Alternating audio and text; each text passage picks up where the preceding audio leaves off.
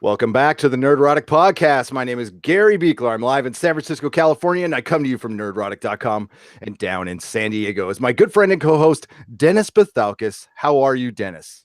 I'm doing good. I mean, the temperature's risen here quite a bit, so I'm a little bit on the hot side at the moment, but doing good. How are you all doing? We're doing great. We're doing great. And in parts unknown, the amazing, spectacular Susan Leighton. How are you, Susan?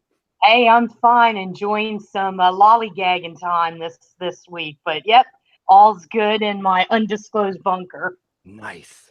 I love lollygagging. I live for lollygagging, hence the late start for tonight. But those of you who aren't watching live, you don't really care. So this is our open podcast where we lay some topics on the table, the week's news, and we get the reaction from the chat, or we don't. It's a fully interactive podcast. If you're watching this in the video, please join us every Friday night at 8-ish p.m. Pacific time and join in the fun. We have a good crowd in here, and we have a nice crowd in there right now. Hello, Viking Bitch, and SD3 Movie Fanobi, DJ Bowman, Apple Crow, Pen Farm Girl, the usual suspects. Alexis, what's up, my friend? Chrononut, Mako, Raymond Verate. Oh my God, I can't even see. Oh, dude, I need to wear my reading glasses for this stuff. So, Dennis, how's it going, man? Happy Star Wars Day. Happy Star Wars Merchandising Day. Yes. Did they come out with some cool stuff today? I don't know. Honestly, I saw there was a lot of sales. I think it was kind of funny. It was Lego had these, because they said I'm on their VIP mailing list. VIP, because that's how I roll. And they had all the shit toys that were on sale for like 70% off, like Rey, anything that was Rey associated, anything that was Finn associated. Pretty much those were the main things that were 70% off, and like all the other stuff had like maybe $1 or $2 off, something like that from the original trilogy. So it was kind of funny. Oh. Well, I'm sure there were some Rose Tico action figures available. So no, they don't have those. Believe it or not, they haven't made any. Well, because Ethan Van Sciver bought them all to review them on. How was your day, Susan? Oh, it was just great. I mean, after kind of like dealing with the sun and the temperatures, because we're hurtling toward the center of the apparently to the center of our solar system right now with the temperatures. Other than that, great. It's just a hellmouth that's opening up, actually. Is it? Hey, I love it when that happens, because that means it's like 75 in San Francisco and it's great. Yes, Viking Bitch, I had a very good ritual. I killed 7 chickens. Sorry, PETA. Had to be done. But I used every part of it, okay, and recycled it into Mother Earth. And also I burned some stuff too. It's just some giblets. Are you doing the beak castanets again, or is that? Yes, I am. You're funny. Yeah. So we also caught. We're going to start off the podcast with a brief spoiler-free episode review of Cobra Kai. Which Dennis, do you want to start with Cobra Kai? Yes, let's start with Cobra Kai. So for those of you who don't know what Cobra Kai is, it's on YouTube Red. And it's a continuation of the original Karate Kid, not the shitty one with Jackie Chan. Excuse me, the allegedly shitty one. Actually, let's just face it. It was the shitty one. Dude, there's going to be some fan of that movie now that's going to get you in the comments. Just saying. I know that. It is. I'm just going to say that it never had a sequel, so it was a shitty one. I'm talking about the original one with Danny LaRusso and Johnny. Sweep the leg, Johnny. All that kind of good stuff. So it's now, 35, almost 40 years later. And they're old men now. And it just kind of takes place of what they're doing now with Johnny living in the valley. And we've got Danny, who's he's living up in the hills now. They've changed. They've had a little bit of role reversal. That's all I'm going to say. Yeah, well, I think it's in the trailer. So he's a used car dealer. Danny's he's a car dealer. He has a car dealership. He owns a dealership or a group of dealerships, used car dealerships, and he's doing pretty well. He's very successful, and we're following Johnny, whom is not doing so well, but it's from his perspective, which is really cool. And it follows the themes a little bit of the original movie, but it brings it to now, and it offers more layered storytelling. I loved it. I thought it was great. I had a good time watching this. I was laughing.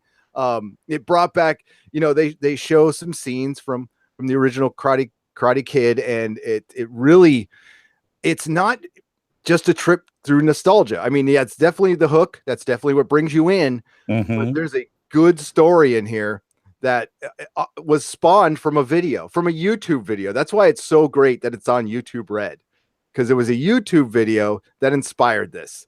And it's a great idea. It is. And no, I am not eating convenience store pizza, Matt S. That was not in a long time, at least a year or so. What'd you think of it, Susan? Actually, when I was watching it, what I liked about it was the fact that you could get into their stories. It wasn't surface level. You could understand why Johnny was the way that he was. And, it gets explained to you very quickly in the first episode, which is done from his point of view. The second episode is done from Danny's point of view, or Danielson's point of view. What I liked about it was all the homage to the 80s, and it's done in the 80s formulaic style. The only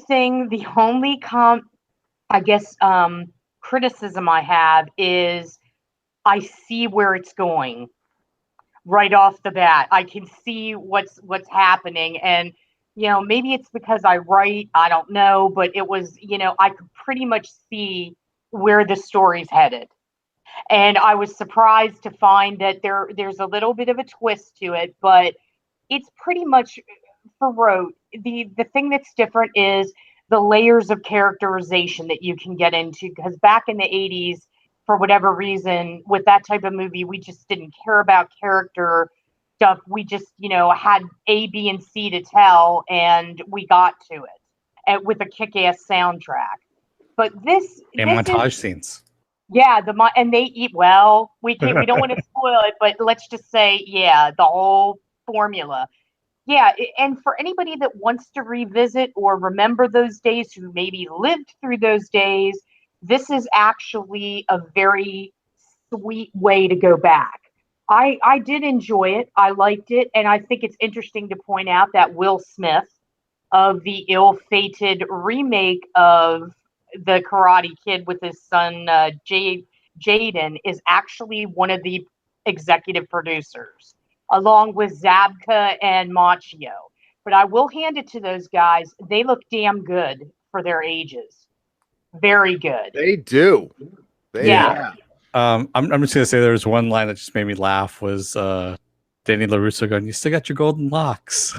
Yeah. I don't know why, but it just kind of made me laugh when he said it. No, that first episode was just a series of awkward moments, and we'll leave it at that. But yeah, that was I was, how sometimes when you're watching something you cringe, but not like a bad cringe. It's just like, oh no, yeah, there's some of those. It was good. It was good. Yeah. I really liked it. I highly recommend it. I totally recommend it. If you love the movie, the first movies, definitely go and watch it. It's almost like it's a seamless continuation of it, honestly. Yeah, it's actually the only other show to do that as well, better in my opinion, is Ash versus Evil Dead. Ash versus Evil Dead is the blueprint on how you push forward a franchise. You carried it over with the same characters. This one did a very admirable job. So what's funny is it's funny you should mention that, because I'm like, I don't want to compare this to Avid, but I'm like, when I first started watching it, I'm like, here we go. This is just like Ash in the first thing, the whole, I'm not going to even get into it, but just if you've seen Avid, the first part, the very first El Jefe, just put that into the world of Karate Kid and you've got Cobra Kai. Right. With minus the Necronomicon and the drugs. Yep. It's pretty much the same formula. Oh, and I just want to say, Film Zen is here with us. So Jay is here. He says, "I'm in my karate gi." Yes. Hey, It's Jay, gi, Jay's not a like, robe. well, you're a black belt, dude, right? I mean, he's a black belt, so yeah, he teaches. I don't know if it's karate or some martial art. Yeah. Jay can kick some Hello, ass. Sensei. Hello, I will never call Jay Sensei. I love you, man, but no. So if we decide to go on and do a full review of this, Jay, of course, Jay and I actually spoke. Kempo, yeah, that's right. Kempo's badass. Oh, Kempo's awesome. Yeah, I know yeah. exactly. Jeff Speakman, man, that was the actor who was trying to bring Kempo to the screen back in the '80s. Was Jeff Speakman? That's right. Who is he?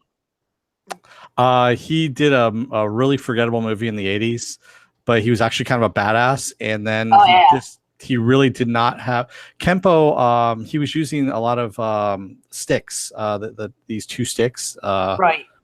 As his main weapons, and he never really caught on because he just didn't have the presence really of a leading man. And it was a Golden Globus kind of film, and they threw him in, and it did okay. And I think they tried doing a second movie, but with lower budget, and that just tanked, and he disappeared. Yeah, because I remember him. He was like a VHS god in the rental department back in Blockbuster during the day. Oh yeah. DJ Bowman asked, okay, how many adults will be dressing up like Cobra Kai this year? A lot. That might be something I might consider myself for Halloween, although I can't break my Constantine streak. Comic-Con's coming up. That's all. Comic-Con. Well, you and I have a costume plan. We do. And it's not Cobra Kai. It is Pictures. not. Oh, there'll be pictures. There will. Yeah. So, and Jay, if we do a full review, Jay will be joining us. We talked earlier today briefly on that. So, yeah, I highly recommend it. Later on we'll do a full spoiler review.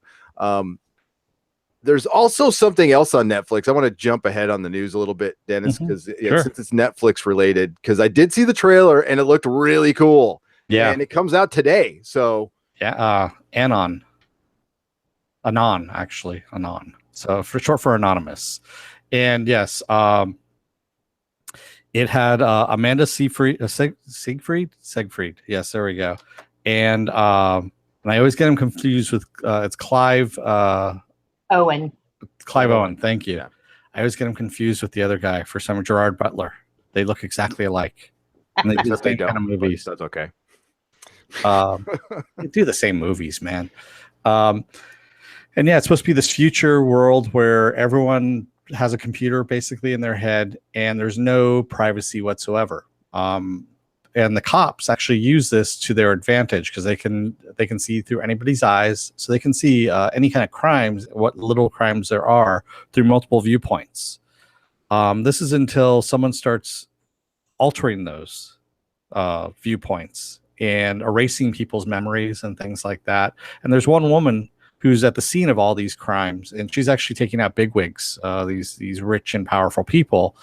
And she happens to be at the scene of each of these things, but every time the police go to nab her, she kind of disappears out of people's view, frame of view, which is very odd. So you can hack the brain, basically. And yeah, you can take yourself out and erase yourself out, and it's a movie. It's a movie, yeah. So we'll be covering that in some way or another as well, because that looks pretty cool. I mean, that one's a go. But we can rock on with the news now. There's tons of trailers. That's why I had to watch all those. I know there were. This was like trailer heavy this week.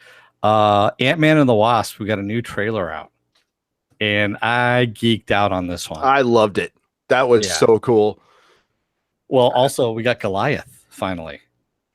Well, yes, and we're gonna have the other Goliath too, maybe. No, that's what I meant. The other Goliath. Black Goliath. There's Black Goliath. Well, so there was Goliath, which was Pym, but he was also Giant Man. Yeah. And then there's Black Goliath, and then there's of course Ant-Man and Wasp and Yellow Jacket. So he's been Hank Pym, and we don't have actually Hank Pym. So I know it's Scott Lang, but Hank Pym has been many superheroes. Actually, Yellow Jacket's my favorite, but they made him a bad guy in the first movie. So yeah, it looked really cool. Love the trailer. It's a lot of San Francisco in there. That was cool. And it looks fun. Marvel is going to make all the money this year. They're making it. Oh yeah. They're just printing money. Susan, did you get a chance to take a look at it, or? Yes, I did. I saw it, and the soundtrack was really. I loved that. The size jokes, kind of predictable, but yet still funny. And Paul Rudd, anything that he chooses to do is going to have that great combination of humor and pathos at the same exact time. And the idea of pitting him with a partner is probably one of the best things that's going to happen with that movie. So yeah, I see that's probably gonna kill at the box office. Yep, you're right. And this is so freaking long overdue. Without getting too controversial. Hello, how's your father? Partnership of a man and a woman fighting equally and having fun and making a fun movie instead of like all dudes or all women. I mean, if you want to get into Ghostbusters, how do you fix Ghostbusters? You put in a couple of guys and a couple of girls, and it probably would end well in a better director, but and a better writer. And you know what else is nice is that the two of them are not romantic love interests. Yeah. They're like equal. They're on equal. Not that you can't be equal and romantic, but actually they are love interests. They are now. Yeah, okay. They did that in the first movie already. They kind of did it at the very end there. Oh, okay. But I think they probably start out broken up or something like that. So possibly, yeah. But yeah, they don't have to be. I mean, I hope this is a precursor to a good family film called The Fantastic Four, which I'm sorry, that's what I'm looking forward to way more than anything X-Men. And yeah, that's cool. So I'm fired up about this movie. And the Wasp costume, although there's the one thing which we won't bring up that Dennis mentioned that I can't unsee now. The costume looks way better in action than it did when she was just standing there. And I love her helmet. Although when he said 65 feet in the trailer and then it showed him standing up in the bay, that's more than 65 feet. So. He wasn't standing in the bay itself. He was in the bay. Yeah, he was. He was off by the docks there. No, he was right next to one of the oh my god, by the ferry boats. By the ferry boat. The ferry boat was like crossing the bay, so he was standing right now. Oh yeah, actually the bay's honestly it's not that deep. I used to. The bay's more than 65 feet deep. Not in some spots. In some spots it's not, but in some spots it's very, very deep. But yeah. No, I know. It depends on where they are. It's right where Magneto put the bridge in X-Men 3, which just to the left of it. Yeah, he needed about another half a mile of bridge to actually do that, but like, who cares? He stretched it out. Yeah, he stretched it out. Jinx. Yes, Alexis. Doom. We need Dr. Doom. Oh, we are getting that from Nora Hawley. Oh yeah, and that will probably be the greatest comic book movie ever, and I'm not kidding. Yeah. I also want to say people are talking in the chat. Michael Pena. Yes, I'm looking forward to Michael Pena. He was one of the best things in that first movie, especially the asides. You know how I like my rosés. So I was talking to my cousin, and he said, and they're doing this whole, aside thing as they're winding around to how he got this information, and of course showing how he got this information, which was hilarious. And I'm looking forward to more of those. Yes.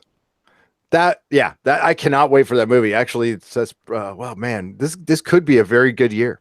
We got Infinity War, Deadpool 2 looks awesome. I'm sure some people will enjoy Solo. And yeah, but what else is there besides Ant-Man and Wasp? We got another trailer. We did. We got a little music video with Celine Dion for Deadpool 2. Which at first I'm like, really, Ryan? Come on, man. Celine Dion. I know you guys are both from Canada, but come on, really? Yeah. And so that's my reaction, Susan. I just, the whole time I was watching that, this is like what I was thinking. the haze filter. Just stop. Are we trying to be Barbara Streisand? The whole time I'm like, was Adele busy? Could we not get She was. Adele? And the thing that I wanted to see was Ryan Reynolds dancing behind her, not the chick in the heels. I wanted Ryan Reynolds but then I realized it would take away from Celine's endless emoting to every song she does. I'm surprised she didn't beat on her chest while she was singing this, like My Heart Will Go On. I couldn't take it. I could not take it. Well, it almost looks like she's signing her songs.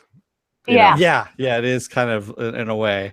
And I don't know. For me, it was bad just the same until the end. Oh. When Deadpool gets there and says, this isn't Titanic, hon. You don't need to bring it to 11. Bring it down. We're Deadpool 2. Bring it down to a 5. So we're going to do it over again. I don't know. I can't. Celine Dion is not. It made my ears bleed a little bit just to listen to it, and it was fun. It was funny. Okay, it was a good little trailer, but it's almost a kind of a microcosm of what the Deadpool joke is, which is one with a time limit. So we'll see how. It's going to be hard to top Deadpool 1. It is. It's going to be very, very hard. But if they do it, man, my hat is off, and I don't. It looks great.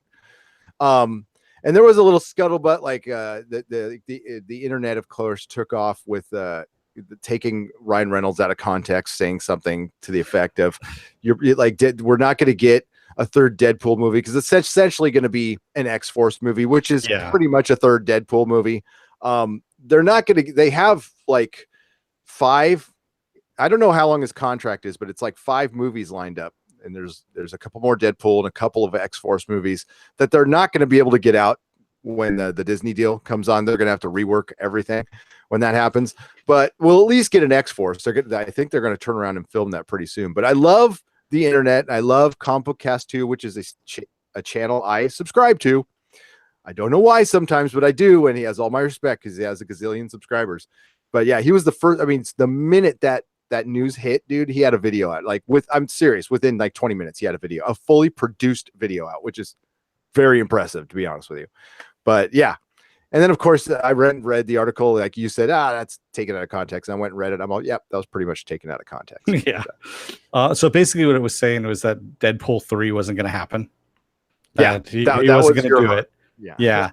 And as I told Gary, because Gary had, messaged me about this, and I'm like, no, completely taken out of context. I read the article.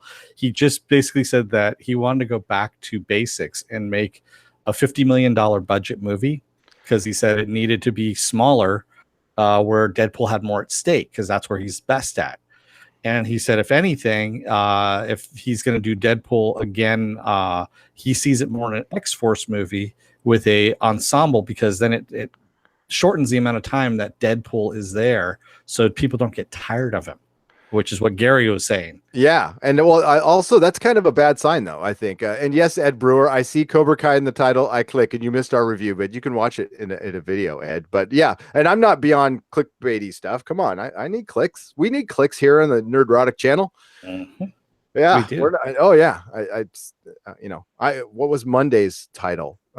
Monday's, I'll tell you right now, Monday's nooner title is going to be Marvel is better than Star Wars.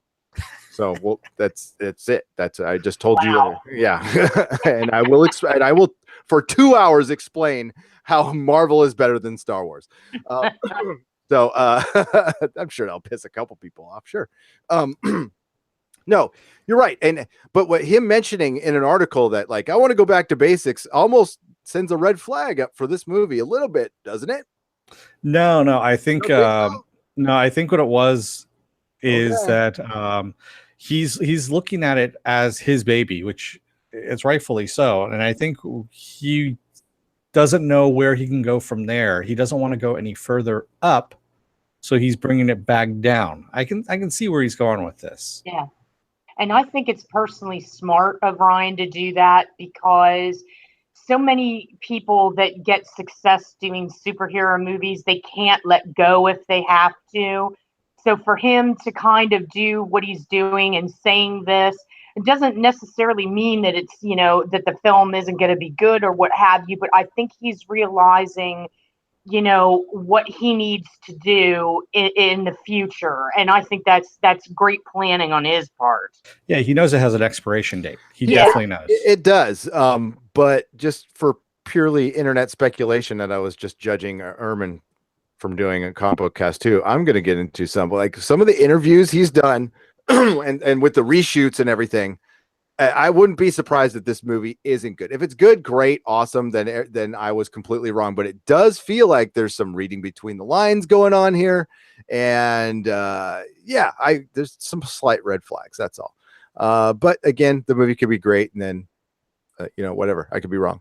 Well, it's not going through the reshoots like X-Men, the Dark Phoenix, or what was that other one that the New Mutants? No, not to that effect, but they were shooting like last month. Oh yeah, they were shooting more Cable stuff and more Negasonic Teenage Warhead. Yep, they were putting more of them in there because that was trending in their. They said people really liked them and they wanted more of them in there, so that's what they were doing. That was the focus group. Yeah. The focus group. Yeah. Okay. So they brought them in for more of those shoots, and that's one way to look at it. But there's another way to look at it too. Like they want more of them in there because they were more popular, and the rest of the movie, like Cable, was less popular, and they needed some more stuff to fill in the stuff that wasn't popular. Remember what Legion says? Sometimes conspiracy is looked at it, coincidence looked at as conspiracy when really all it is coincidence. Well, okay, you could say that, Dennis, but I can, and that's true. But this isn't a coincidence. It was a planned reshoot. And a planned reshoot for, let's face it, every time we've heard reshoots in a movie, not every time, we'll say 80% of the time the movie sucks. When you hear of late reshoots, it's about 80% the movie just turns out just not being good. Come on, Solo is going to be awesome. Yeah, well, and it also depends on how much they reshoot. But I'm not saying Deadpool's going to suck. I'm just saying don't be surprised if it does, okay? But don't ever be surprised if any movie sucks because it's hard to, it's hard to make movies. Shit, it's tough. Exactly. Tough biz, man. But what I did like that they did, which was pretty funny, was there's a little pop-up bar that came up in Manhattan for one night. And it was Sister Margaret's School for Wayward Girls, which is the bar that's in Deadpool. And they opened it up in in Brooklyn, and complete with bikers. They hired on some bikers. And I don't know if you guys watched the video on that one. It's hilarious. I have to give props to Foxx. If anybody wants to know how to market shit, watch Foxx. Every show they do, every movie they do, they've got it together. So they're like marketing school for these other studios that can't get it together.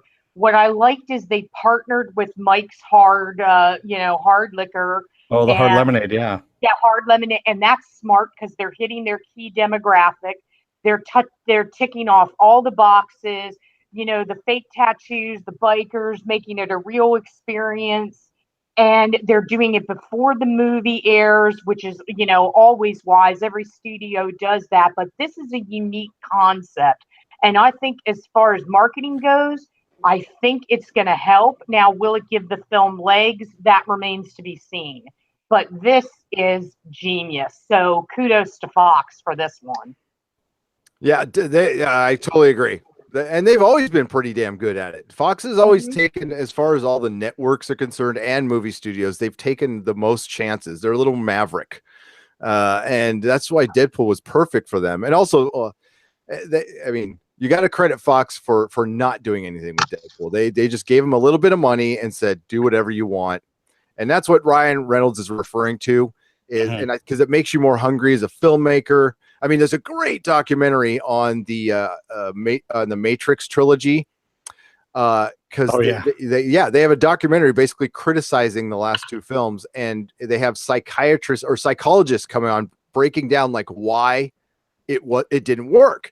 And it was basically the first movie had a small budget. Everybody like worked in the same studio. Some people shared trailers, and it was more of a communal family affair. The next two movies, caterers showed up. They had 3 times the staff. Everybody had assistants. They were all in their separate trailers.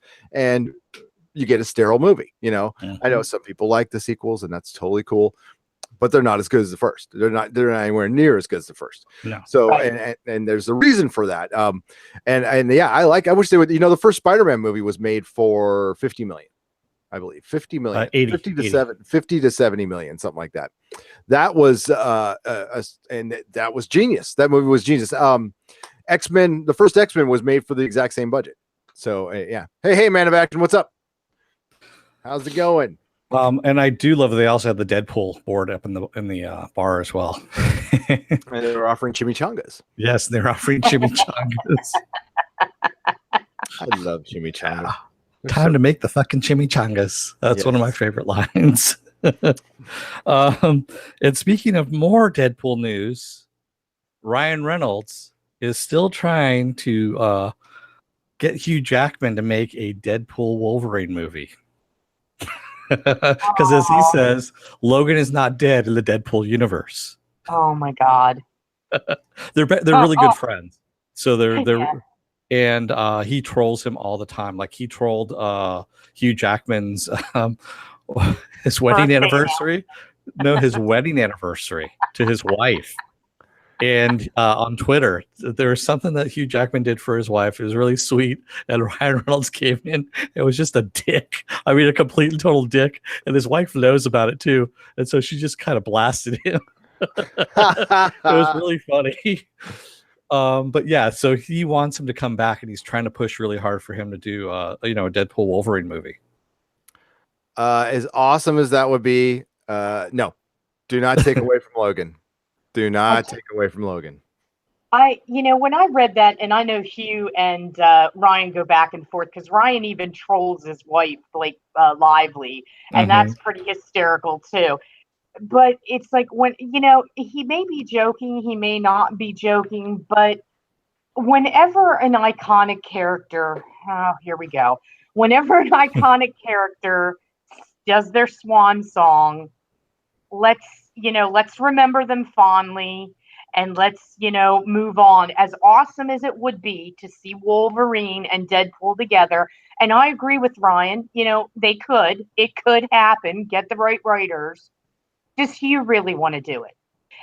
Is he moving on with his career? I mean, the X-Men, they're going to reboot that again. Why? I don't know, but we're getting it. We didn't ask for it, but there it is. So, it's like, you have to consider, does he want to do it? At his age, he's pushing 50. Does he really want to get into, he's in great shape, but does he want to get to that level again? Does he maybe just want to go, hey, I just want to act. I want to sing. I want to dance. I don't want to, be suspended in harnesses. I don't want to have to go hard, with the crunches and it's, in the end, it's his decision, but I'm kind of hoping, like what Gary said, that, it's a no-go for that. It's fun to think about, but yeah. Well, they could always go the Nicolas Cage route from Ghost Rider and do the CGI abs. Oh, hey, God, no. It worked for him. It worked for me too. It did. Just kidding. Hey, Alexis, I know Alexis says that Hugh Jackman did say he would come back for an Avengers movie. He did, and then he kind of went back on that.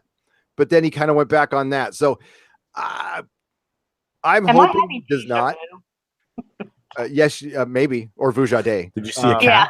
Did you see a cat go back and start walking? Yeah, I did, and I don't even have a cat. What's up with that, dude? No, seriously. What's up, Johnny Papas? Itself. So yeah, I think.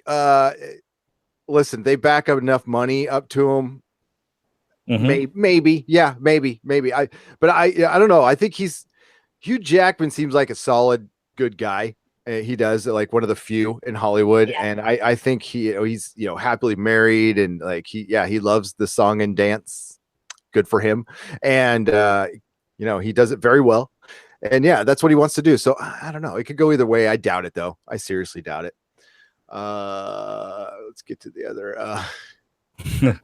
Yeah, Apple Crow says, have one of the 10 after credit scenes be Deadpool walking up to Logan at a bar, and he just says maybe. That's brilliant. That would be brilliant. That's great. I love that. And then Pickle says they could get away with Deadpool walking into a bar and having Wolverine tell him to fuck off. Oh, that would be even better. Yes, like in Days of Futures Past. Uh-huh. Yes. You could just go, what the hell is it with all these people asking me? I'm trying to drink. Speaking of drinking, Johnny Pappas is having a tasty San Diego area craft brew. It's a Friday thing. That's San Diego, Johnny. It's a day thing and a night thing, and yeah, I'm a weekend drinker. I drink Sunday to Saturday. There you go. But Oh man. So speaking of things that are better left done, I guess you could say, Lionsgate has made the final season of Ash versus Evil Dead available for digital download. Wow.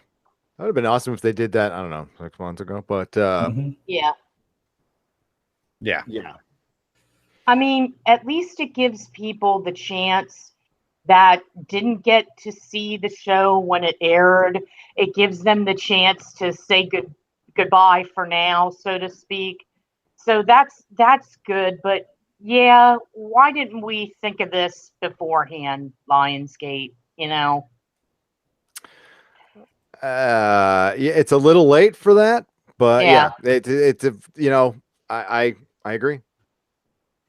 I agree. I'm actually looking up your one of your articles here that I wanted to do. What's it? End of an era? Is that what's the one you talked about? Is that out yet? The one And that you mean the one that Bruce retweeted and thanked us? Yeah.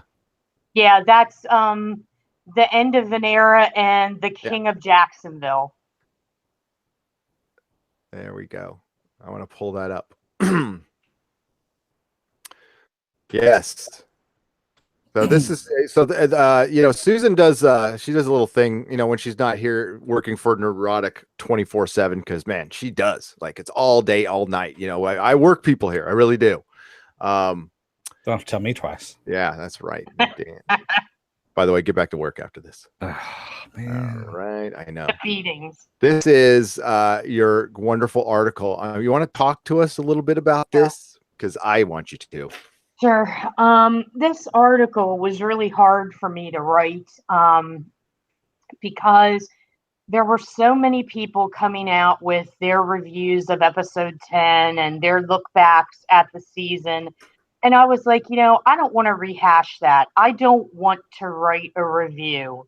So it started off with the concept of the non-review. So I thought, for those people that wanted to know what happened, I basically encapsulated it with a couple of sentences. And then I got into what the show meant to me and what could I possibly say that would make a difference. I mean, it's been said before, what kind of impact the show's had on people.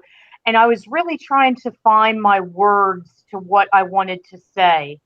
And I came upon the idea of not saying goodbye, but saying so long, because for over a year, even though I started watching it back in 2015, like everybody else, and I could go back into, how I, quotation marks, met Bruce in the early 80s, through Evil Dead. But when I started thinking about, I actually was writing about it prominently for over a year. And I spent most of my writing at 1428 writing about this. And I thought, holy crap, I'm at a crossroads just like the people on the show. What the hell? I mean, for me, that was a huge learning experience, not only because it was what happened with it, but it was the first time I ever ran a social media campaign and trying to recruit the fans and organize them and try to get them together for this concept. So I had a lot to think about. And I decided to write about it. And I also decided to thank everybody involved with that show, because I felt that they deserved to be thanked instead of, yelled at or what have you. And I basically put out there how I thought what Ash was doing. And I said goodbye to all their characters. And honestly, after I wrote it, I thought, that's it. What am I going to do? I basically said, I'll see you guys on the other side. I put it out and I thought, there it is. Well, Tuesday, I'm out and about and I'm down by the bay and I'm relaxing and lollygagging. And I just happened to want to check my steps and stuff on my phone. And I see Bruce Campbell and I'm like, what is this about? Look on it, look on my phone, and I see thanks for joining us on the ride. And he had retweeted that article and thanked us at 1428 for joining them on the ride. And I can't tell you, I was just, I'll be quite honest, as stupid as it sounds, I had to sit down for a moment and I kind of got emotional because I never expected that. I never expected a thank you from the star of a show. And then something also happened yesterday that I didn't really expect either. A sort of a wink and a nod from Ash versus Evil Dead at Stars came my way as well. And I certainly didn't expect that either. So, I was very critical of Stars when all this started. And I know there's a lot of people out there that are critical. Everybody made mistakes, but that article was a good way for me to kind of say, it's time for me. I got to, I'm still going to write about them, still going to write about Bruce, still have some upcoming interviews and such. But yeah, that was quite emotional, out of the blue and purely unexpected. So yeah, if anybody's interested in reading it, it's out there. We will link it in the description of this video. And yeah, there's the tweet. Thanks for joining us for the ride. 1428 Elm. Yeah, that's it's fucking Bruce is cool, man.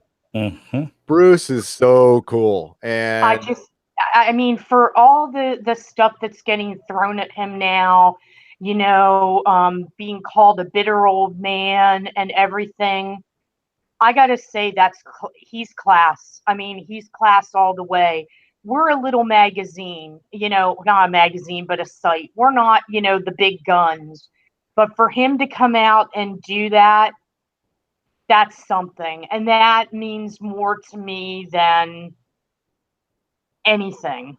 Just that little thank you for us and our site. Just that's what class is. That's how celebrities that care about their fans, that's how they act. That's just the way I look at it. Hell yeah. And I guess we can talk about cool celebrities and doing cool things. I guess we can kind of announce something right now. We can. Which is very exciting. Got confirmation today. So we have had a celebrity on before, Catherine Lafrere. She was on from Happy. Two celebrities, actually. She was our first. And now we're going to have somebody on from Ash versus Evil Dead. Yes, we are. Dana De Lorenzo, who played Kelly, will be joining us right here this Monday, 7:30 p.m. Pacific time. Come and join us with your questions. And she's going to be on for a little while. And we're going to be interviewing her and talking to her and talking about Ash vs. Evil Dead and her career and other stuff she's done.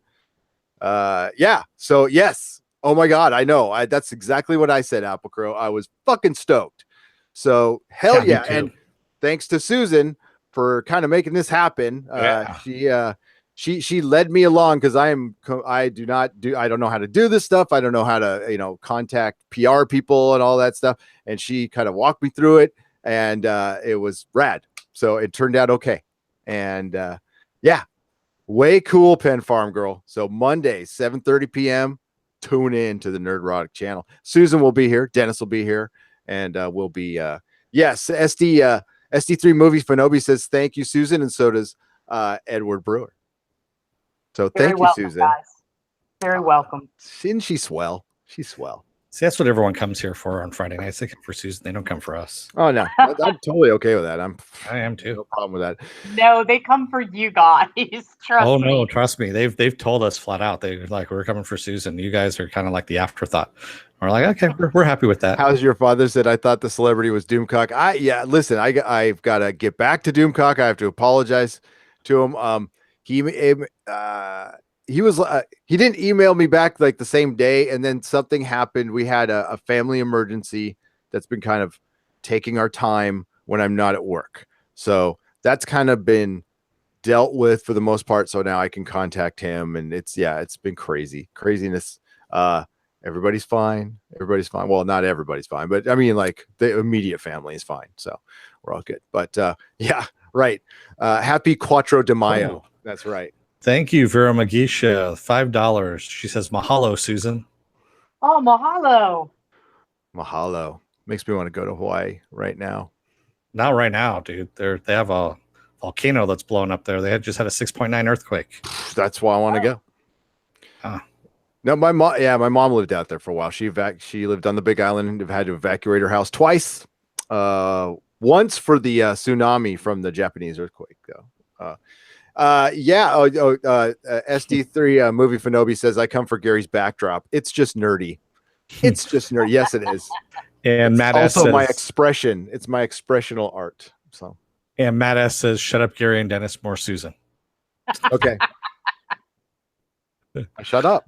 And then Johnny Papa says, we love everyone. Yes, we do too. Everybody except for Ghost World, who doesn't show up anymore. I'm just kidding. I know what he's doing. Love you, Ghost World. Come on, everybody say it together. I didn't watch it.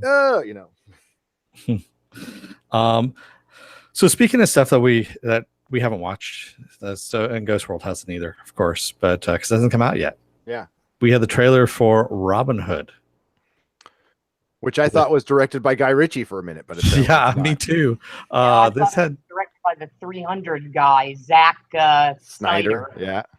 Yeah, it had Jamie Foxx in there and Taron Egerton from Kingsman. And all I have to say is what WB should do is they should beg him, like really beg him, to be their Green Arrow. Green Arrow? Yeah. He doesn't look anything like Green Arrow, though. I mean, he doesn't look anything like Green Arrow, but neither does what's his name? Aquaman? No, Stephen Amell. Yeah, he doesn't look anything like Green Arrow either, and he pulls it off. So why not? I would actually see him as Hal Jordan a little bit more, but that's fine. Yeah, no, I'd take him as Green Arrow. Listen, the movie was Robin fucking Hood, and it was cool. It looked really cool, but it's like it's a kick-ass Robin Hood. It's pretty much a remake of Kevin Costner's Robin Hood with English accents. So there you go. I love Taron from the Kingsman. I loved him. I think he is an up and comer. I see a lot of good things in his future.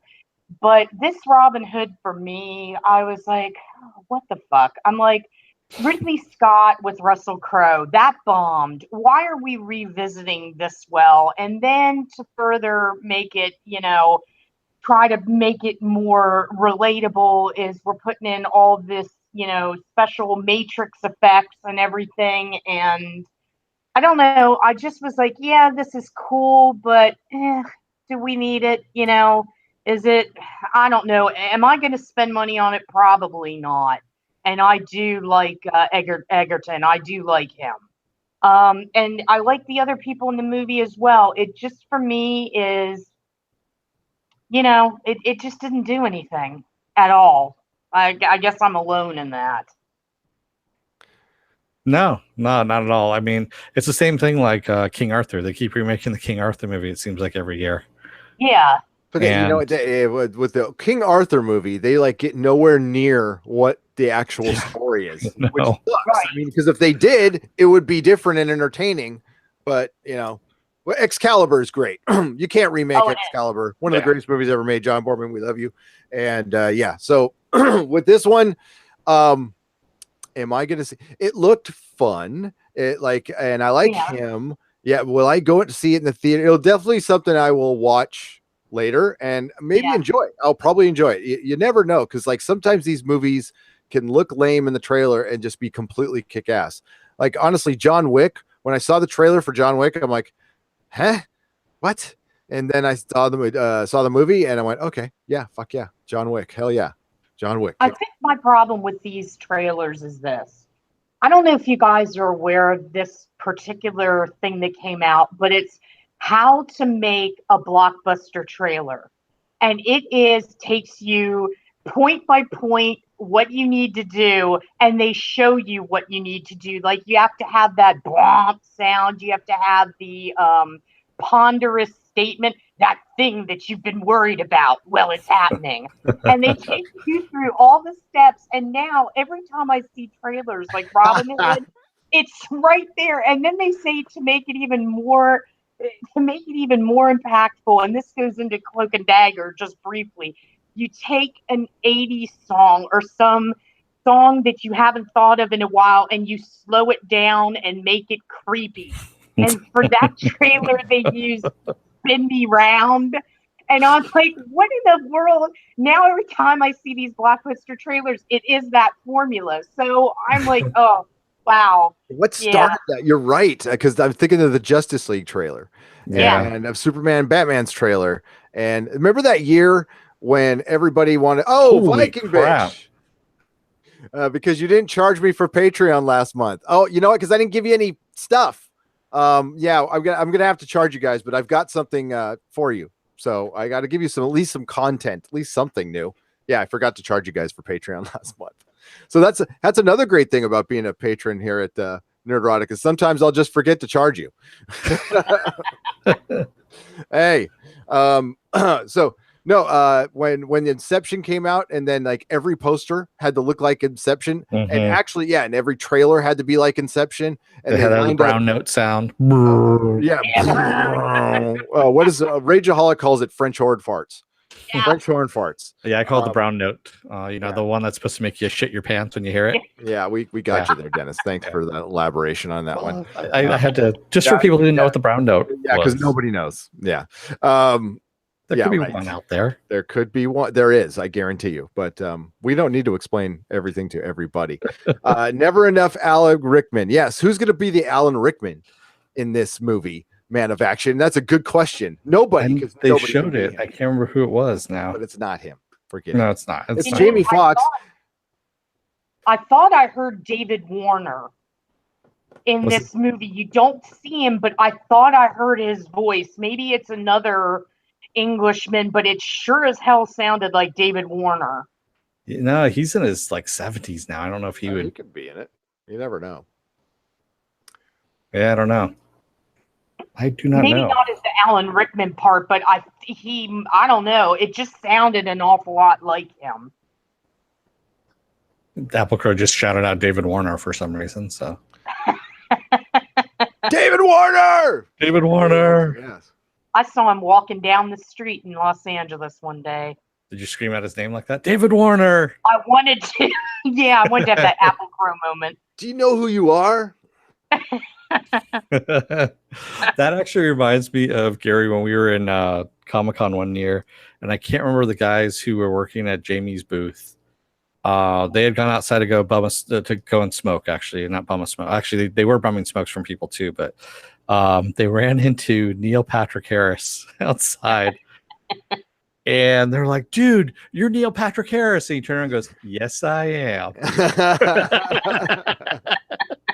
Which is really funny. And they smoked with him, and then he took off and did whatever he actually bummed a smoke from them and took off. Yes. Which is pretty funny. No, that's Comic-Con, dude. Yeah, it is Comic-Con. That's a stone Seth Green will come into your booth and buy Doctor Who toys and then get really paranoid, which is funny as hell. It's like, shh, don't tell anybody who I am, man. Or you bump into Ron Perlman by accident just because you weren't watching where you were walking. He was waiting for you like a dick. You're a dick. Like a limousine. I'm like, dude, I'm sorry. Really. And Quentin Tarantino flipped you off for taking a picture of him. Yeah. Who did? Who flipped you off? Quentin Tarantino. Yeah, I've got the picture. I'll find it somewhere. His middle finger right up, and his head's turned right at my. I would do that too if some asshole shoved a camera in my face. So. So Ron Perlman was a dick to you? Ron Perlman. No, he wasn't a dick. I was talking to somebody and I had taken a step backwards, so I turned and I just took a step backwards. I wasn't watching where I was walking. I was being the dick, and I bumped into him just like a little bit. And I turned and went, "Oh, I'm sorry." And I saw who it was, and I go, "Oh, I'm really sorry." And he just kind of like, kind of like gave me one of those looks, like, "Yeah, whatever." And then he was just waiting for his limo. Is all it was. Good time. So yeah, we got some more Jamie Foxx news. Yeah, we do. Jamie Foxx is going to be Spawn in the new reboot by Todd McFarlane. That's actually still going on, believe it or not. So Jamie Foxx is now the new Spawn. He's been hired on. I guess, Todd McFarlane has never seen The Amazing Spider-Man 2 and Electro. Yeah, Jamie Foxx. Let me tell you, Jamie Foxx. So he's also playing Morgan Freeman's character in Robin Hood. Yeah, Jamie Foxx, man. Let me tell you about Jamie Foxx. I'm not that crazy about him as an actor anymore. I don't know why. I can't. It's on the tip of my tongue a little bit. Yeah, he was crappy in Amazing Spider-Man 2. We'll just leave it at that. So yeah, not crazy about Jamie Foxx anymore. So yeah, he is an Oscar winner. He is an Oscar winner for Ray. He's an Oscar winner and a supporter of causes. And yeah, not a big fan of him at all. So yeah, good luck, Jamie Foxx. Spawn, whatever. I mean, is this the Spawn movie that Spawn's not going to be in? That Spawn's not going to be in. That's correct. Yes. Okay. Yeah. Just to be clear. I'm surprised that we're still dealing with this because I wrote about this after hearing about it last year at this time with San Diego Comic-Con. So I think they'd be shooting already. No, he's been putting together the money. I think he's trying to make it for like $5 million, something like that. Yeah, it's 10. like a 10 is a 10. That's $10 million. Yeah, I knew it was something small, and I'm just going, dude, really? Because no studio will touch it. No one wants to touch it because, quite honestly, I'm just going to flat out say this: the story makes no freaking sense whatsoever, and. He's trying to make it like it. He's trying to make a real horror movie. And Todd McFarlane is like, he's okay. Business wise, he is a freaking genius and has all my respect. And I love him. And I love him as an artist. I love him as a comic artist. And he's actually a good comic book storyteller as well. Maybe this is a great, maybe this is a great idea. Yeah, when it comes to Spawn, I just don't. He's trying to make an like horror movie where Spawn is always in the shadows, right? So you'll see Jamie, as Al Simmons. But yeah, I don't know where you go with I'm not interested in it either, man of action. I would love to see a straight up Spawn movie done like the Spawn comic book. Hell yeah, I would love to see that. But you know what I remember from Spawn back in 1995? The kick-ass song from Filter. Soundtrack. Yeah, the soundtrack is soundtrack. Brilliant. Oh my god. Trip like I do. No, yeah, that's right. Yeah. That's the song I remember. And I remember the soundtrack. I vaguely remember Martin Sheen. And, it's when I heard that Todd was trying to revisit this again, I thought, well, why? Because it didn't really do well the first time around, but okay. Yeah. The cartoon was awesome. Yeah. The HBO cartoon is magnificent. It's seriously, just do another cartoon, right? Man of Action. That was like in the early days of HBO, like doing their own thing, and they were just throwing everything at the wall they could to see if something would stick. You can still get the cartoon on DVD. They haven't done it in Blu-ray yet. There is high def versions out there if you're clever enough to find them. You know what I'm talking about. And I just rewatched it myself, and it was it's good. It holds up so well. So yeah, just do the cartoon. What the hell? Why not? I don't know, man. Speaking of other bad ideas, we had the trailer for Cloak and Dagger. Another trailer that actually, I should say, the final trailer. A show we will be covering. Yes. We'll see how long, but I give it 2 episodes. Yeah, we'll see. That's my prediction. That's my Deadpool on that one. See how I worked that back in? Yeah. There you go. So, Susan, what did you think of the Cloak and Dagger trailer there? Okay. It's just like what you guys, what you guys said right there. I don't see how it's going to sustain itself. And I did, vaguely remembered them from like the Runaways and stuff. And when they started talking about the divine pairing, if you're not in that world, you're going to get confused because you're going to be like, well, what the hell are they talking about? And the trailer to me wasn't very clear cut at all. And it wasn't even compelling. I was like, here we go again. Kids, catastrophes, special powers. What's going to separate this from Divergence, the Maze Runner, et cetera, et cetera. And I don't know. I'm with you guys. I don't see this being a long-term series. I don't know how they're going to sustain it and keep people interested. But yeah, it's they and of course I'm fully judging this before I've seen it. Right. But see, the Runaways was good. I enjoyed it for what it was. I was a fan of the comic, but it's super teeny bopper stuff, and it's really on the edge of like things I enjoy. It's like really, it was almost on the cliff of stuff I really don't like. I do like a lot of stuff. I've kind of a broad taste. I like a lot of stuff, so I'm cool with it. I love comic book stuff, and I love Cloak and Dagger. They came in to me one of the best eras of Spider-Man. They showed up in Spectacular Spider-Man in the early 80s. They did a really different origin, and they played off of in the Spider-Man world. They played in the Spider-Man world so well. They're great Spider-Man side characters, kind of like Black Cat. I don't know, Silver Saber, it gets played up way too much, but Black Cat definitely, and Cloak and Dagger was one of my favorite eras of Spider-Man, and it kind of sucks that they're not with Spider-Man. That being said, they kind of got the look right. They're flipping the script a little bit. There's still some drugs involved, and I'm disappointed that they're not going to do more of the drug addiction thing. They're just going to do it with one character, because I was kind of hoping we get some good addiction stuff in there, and how a superhero deals with that. But yeah, it's on Freeform, so it's going to be teeny bopper, and I don't think this is going to play well. I don't think it's the right. I don't know if that audience enjoys actually watching superhero stuff. I think they like talking about it. I think they like going on Tumblr about it. But I don't know if they actually like reading comic books and watching the shows all the way through. I don't know. Yeah, that's just me. Christian Stoleski says he's watched episode 1 and 2 and really liked it. Excellent. How'd you see him? Did you see him is he talking about Cobra Kai, or is he talking about Cloak and Dagger? I think he's talking about Cloak and Dagger here, because he said, hey, I watched episode 1 and 2 and really like him, but then he didn't specify. It must have been Cobra Kai, because they were free. Yeah, unless he saw them early. Which he said I really like Cobra Kai first 2 were free. Okay, there we go. That just went a little further down there. Yeah, it's Disney's version of CW, Man of Action. Yeah, and I'm going to talk about this on Monday more in depth, but I threw together some pictures from like Arrow season 1 and Arrow's current season, and they look like two completely different shows.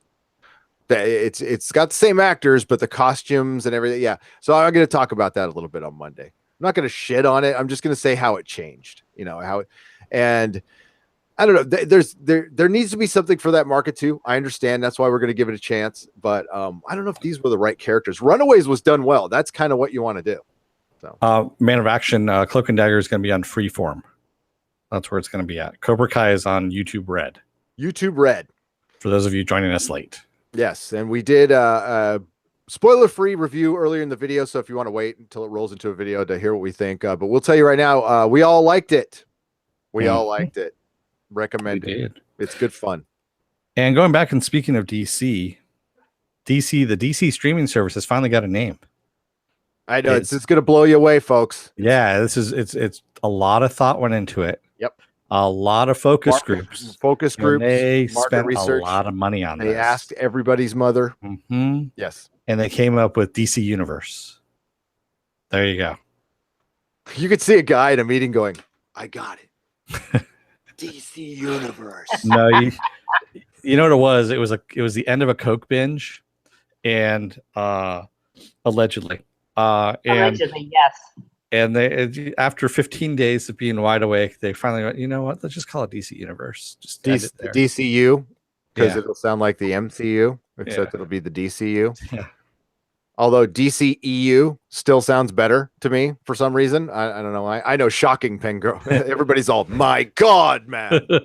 Yeah. Don't be crazy. Johnny Papa says laugh out loud. Then we got laughing my ass off. Shocking. Wow. Yeah. Mind blown. I call it DCFU, is Christian Selesky.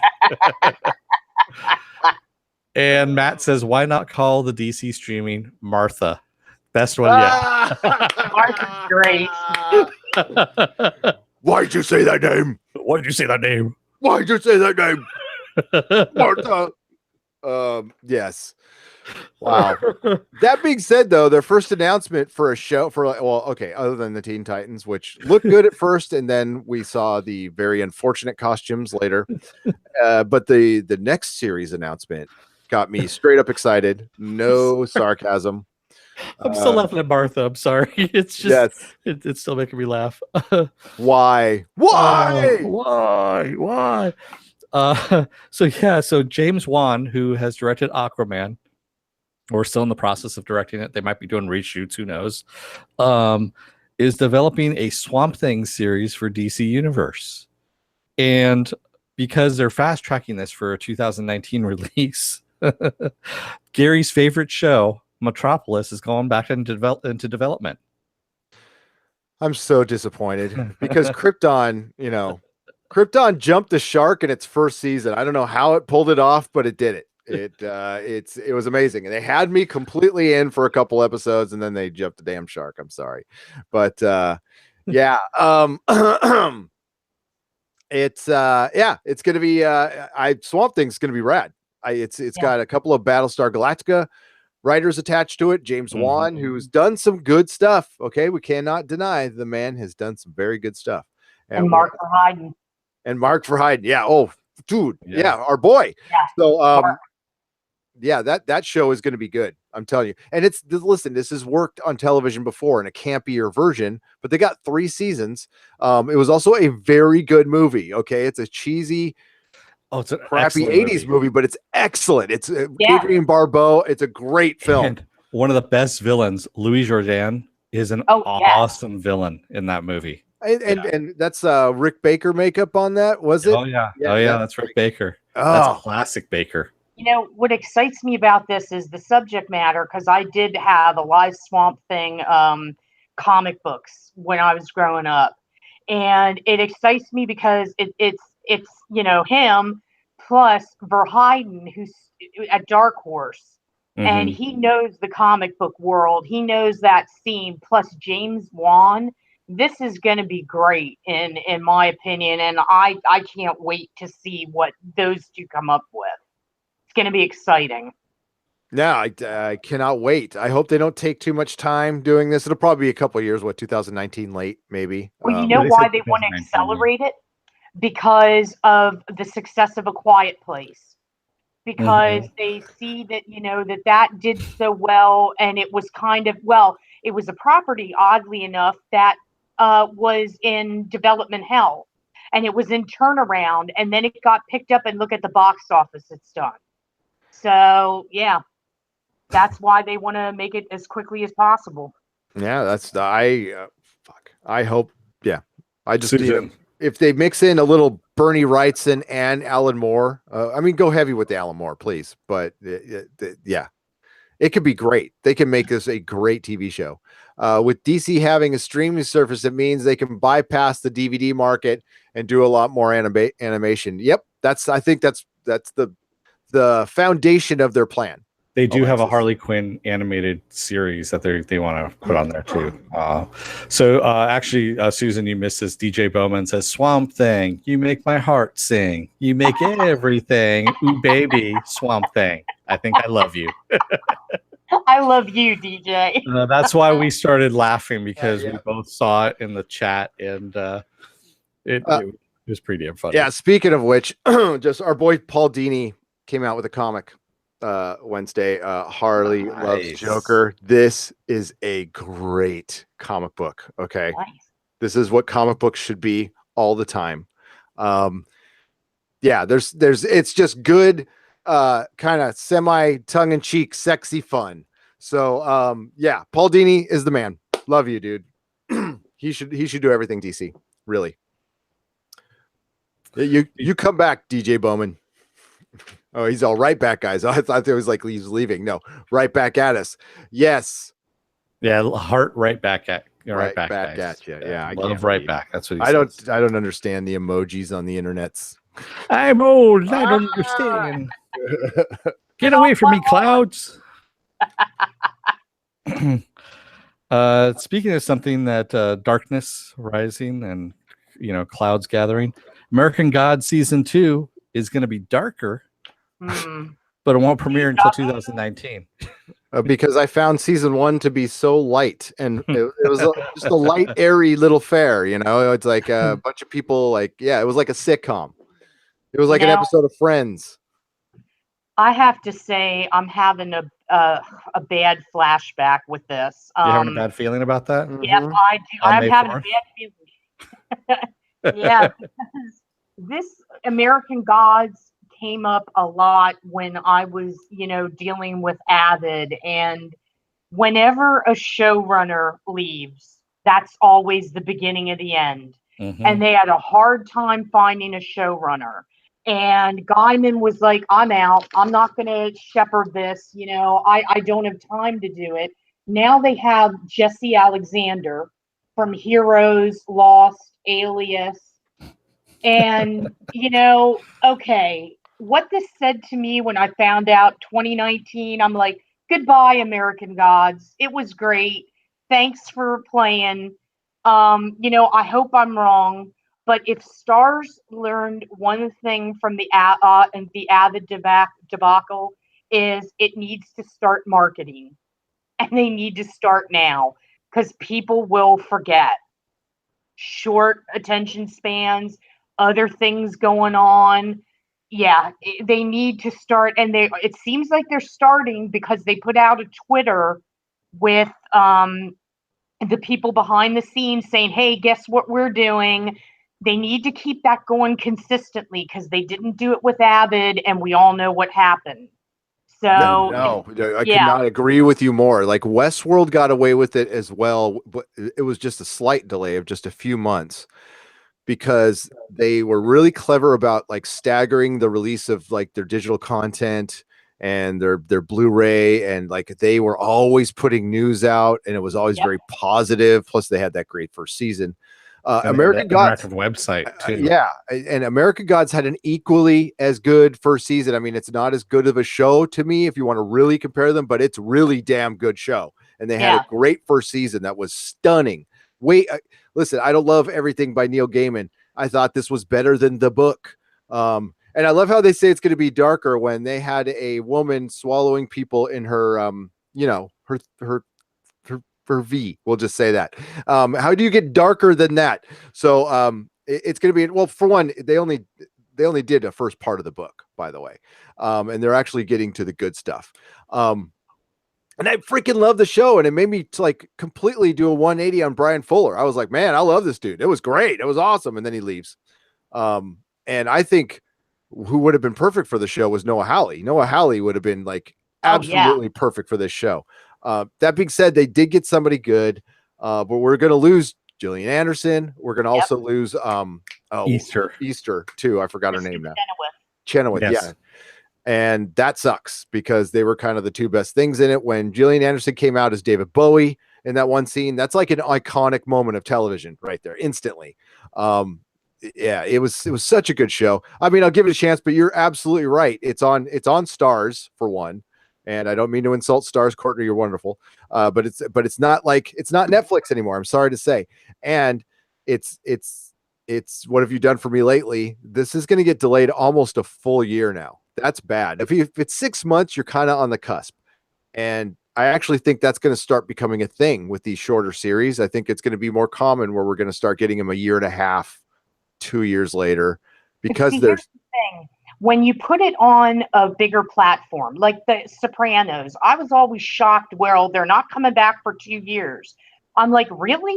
How can we keep this going when they're out of sight, out of mind? But they're on HBO. HBO has a longer arm, longer reach. Stars does not. They're a smaller platform. They're trying to get larger with Lionsgate, but when they start doing things like this and they start pushing back shows and there's internal drama, this just was like, I was like, uh-oh, here we go. This is Ash versus Evil Dead all over again. Mm-hmm. So hopefully lessons learned, because this is a good show. This show deserves to have a decent run.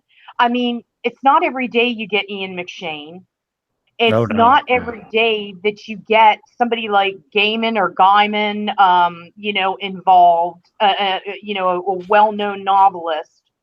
So I hope that they get it together. I hope Jesse Alexander can come through, that he doesn't have too many obstacles. But, in the end, it's like, you're right. You're definitely right, Gary. It's becoming a trend, because I'm seeing it with Hap and Leonard too on IFC. They're looking for their 4th season. They're looking for their renewal. And I think what happens is, after 3 seasons, these networks, they don't give a firm confirmation, and we're going to see a lot of these shows in a television limbo. And yeah. It's also happening for The Expanse as well. There's actually a petition right now for a season 4, because rumors has it that this might be it. Yeah, that's why maybe they were a little chipper on the and I was looking for Expanse ratings and I couldn't find them. Mm-hmm. I listen, we could talk about this briefly. It's hard to not get into spoiler territory. For those of you who saw season 1 and read the books, know that The Expanse, a character died. Okay, Miller died. Detective Miller died, and I said it on our podcast. I'm like, listen, I love this story. I'm invested in these characters, but I'm wondering how many people are going to hang on after he's gone, because he was the hook for most people. Tom Jane was the reason a lot of people watched. So yeah, we'll see what happens in the next couple episodes. We'll just say that, and we'll see if the ratings possibly turn around. I didn't see them. I heard that they weren't horrible. They weren't. I mean, like, they did better than Happy, but maybe it's more expensive than Happy. It's all relative, I guess. Yeah, it is much more expensive than Happy. I'm sorry. Say that again. I'm sorry. Did you go to TV series finale? Is that a website? I can go there right there. TVSeriesFinale.com. They're a very trustworthy site because they're hooked into Nielsen. So usually what you'll get is you will get the raw numbers before you factor in streaming apps, etc. But it's a good harbinger for how a series is doing, because they're tied in with Nielsen's. Although it premiered with decent numbers and basic cable, is too early to tell for those ratings to predict whether Sci-Fi will cancel The Expanse for season 4. Flying blind, I think we will score a renewal, but let's see what happens as more ratings data rolls in. I think it'll get a 4. I agree with them. I think it'll get a 4, but that's it. I think it'll squeak out a season 4, and they'll probably do what they did with 12 Monkeys and maybe shorten it or do something weird with it. But let me speak to the fans of The Expanse. If you guys are out there listening, you need to start with your social media campaign. You need to start on Twitter, on Facebook, get the buzz out there, because I'm telling you, it's not only ratings, it's a thing called social content ratings. Social content ratings go to every producer on every show. And what's that? That's the social media buzz. Now, they don't factor in as highly as actual Nielsen's, but they can turn the tide. You want to get out there on Twitter and you want to get out there on Facebook and do what I call social media blitzes, where you pick one day and you go hard at Siffy and you're like, hey, we love The Expanse. Get everybody to tweet at them. That's how they watch social media. The more buzz they hear, the more likely they will be to want a season 4. And also, after you watch the show, they go on social media and they look at before the show airs and after the show airs, because I caught stars in Facebook on our Facebook group for Ash versus Evil Dead on Bruce on the Loose podcast. And they were in there checking the buzz. And then they left because I caught them. And I said, hey, Ash versus Evil Dead, way to go. We're in here. Keep at them. That's how you do it, because believe it or not, you can get networks to pay attention. They did with Avid. Unfortunately, it wasn't enough. But if there's enough of you guys out there, make some noise. That's how you do it. That's what turns tides. Yeah. And I'm wondering what Krypton's ratings are too. They They should be there too. There's interest in the Expanse. There definitely is, because we do very well. Our videos do very well with Expanse fans. They do. So that's if that's any kind of judge. But you know, on that note, you never know who's watching the Nerdrotic channel. You know that? I mean, it's kind of funny. I've already had a story about my ex-wife watching, and everybody at work apparently watches. So when I say stuff like those assholes at work, hi, just kidding. But we were talking about the Expanse, and you know, and sometimes, hey, you got to fill a lot of time in a podcast, and you got to try to think of little nuggets you can. And you know, we're all friends here. Everybody knows I have a drug-addled brain, so I don't get shit right all the time. Okay, I'm okay with that. I make mistakes. So I made a mistake on the Expanse podcast because I said they used repurposed sets from, it was Lost in Space. They Sci-Fi did a Lost in Space show, or they tried and it failed, and BSG used some of the repurposed sets from that. And it wasn't even as an insult. I was like, Dennis and I were talking about how impressive the sets are and everything, considering the budget. Like, it's a really Expanse is amazing looking show. So I said, well, I heard the Expanse. I heard Mr. Sci-Fi say the Expanse uses some of the repurposed BSG sets. I completely misheard Mr. Sci-Fi. So, yeah. So I got a correction, and you know who I got the correction from? I got it from the writer of the Expanse. Says, dude, we have literally 0 repurposed sets from Battlestar Galactica. We have on what did it say? We have on set that was still on a stage. I thought he was a writer of a book. We have on set that was still on a stage when we took over. We kept a portion of it to use something else, but the set came from the Strain.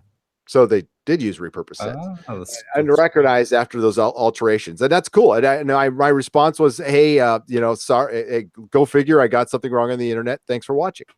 And yeah, that was and that's actually 2 writers. I'm actually really stoked they were watching, and I hope they didn't get like a bad impression, because we've really showered nothing but love on that show for 2 years. Got my whole family into the books. If he's watching right now, if you guys are watching right now, my kid still draws pictures of Miller. He's obsessed with Miller. He loves Detective Miller. So he even got a hat. We were in a Walmart. Okay, yes. So when you're from San Francisco, we don't have Walmart. So going to a Walmart is actually a special experience for us. It's a big deal. It is a big deal. And he saw like a Miller hat, and he wanted to have a Miller hat. So that was cool. So we love your book stuff. So yeah. Hey, thanks for the correction, and thanks for watching. That was weird. Yeah. Yes, Edward, they are always watching. They are, man. Like, what's up with that? But we know some people from the Happy were watching too, which we loved. And actually, I just had a message with our dear friend Catherine Lafrere. She's going to be in Sonora doing a Midsummer's Night Dream for the next 3 weeks, and I'm going to go up and see her. Oh, nice. Yeah. Very So cool. we'll do a little video report from there. I'm going to go check her out, her play out. It's going to be Tell her fun. I said hi. When you I will. She is a wonderful person. She's actually really cool. So cool. Speaking of cool, we've got What We Do in the Shadows is getting rebooted as a TV series, and it's been picked up by FX. It's got a series order from FX. And of course it has, this is I never can pronounce his name correctly. The guy who did Thor Ragnarok, he's the one who actually did the movie to begin with. It's a Kiwi movie. Taika Yes, thank you. So he's actually involved in the series as well. With Jermaine Clements? With Jermaine Clements, yes, who was starred in it. Who's also in, of course, Legion as Oliver. Yeah. We might have to do a retro review on that. It's pretty fabulous, to be honest Yeah. with you. And yeah, that's great news. I love it. I love it. We will cover that show for sure. For sure. Oh yeah, especially it's gonna be on FX. It's gonna be awesome. Sorry, Susan, you were gonna say? No. I was just thinking it reminds me a lot of the BBC's Being Human, where you've got a werewolf, a vampire, and a ghost living together and trying to make things work. I've seen I've seen the mockumentary, and it's very clever. And I really hope that it does work, but I'm beginning to see a trend with horror comedies in that they're starting to struggle. And as fresh as that may be, I hope they're not thinking long term. I hope it's limited because, with Stand Against Evil, they struggled to get a third season renewal. There's just the market for horror comedy now, it's cyclical and the door is starting to close. So what it has going for it is a bigger platform with effects and the Foxx publicity machine. That's the good things about it. But whether or not it lasts, because sometimes all the publicity in the world, if it only has a cult audience, that's going to be a problem. Unless through word of mouth, they can get other people coming in and watching it.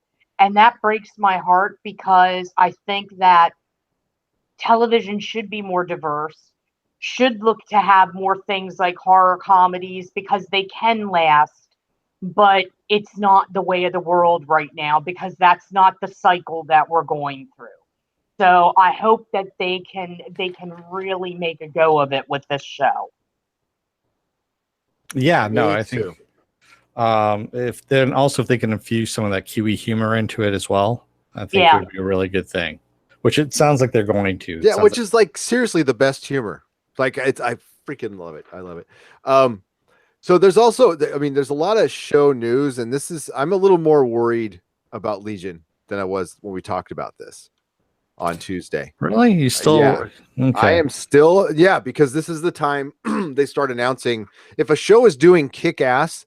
For example, Westworld. Talk about Westworld. So yeah, Westworld has been renewed for a season 3.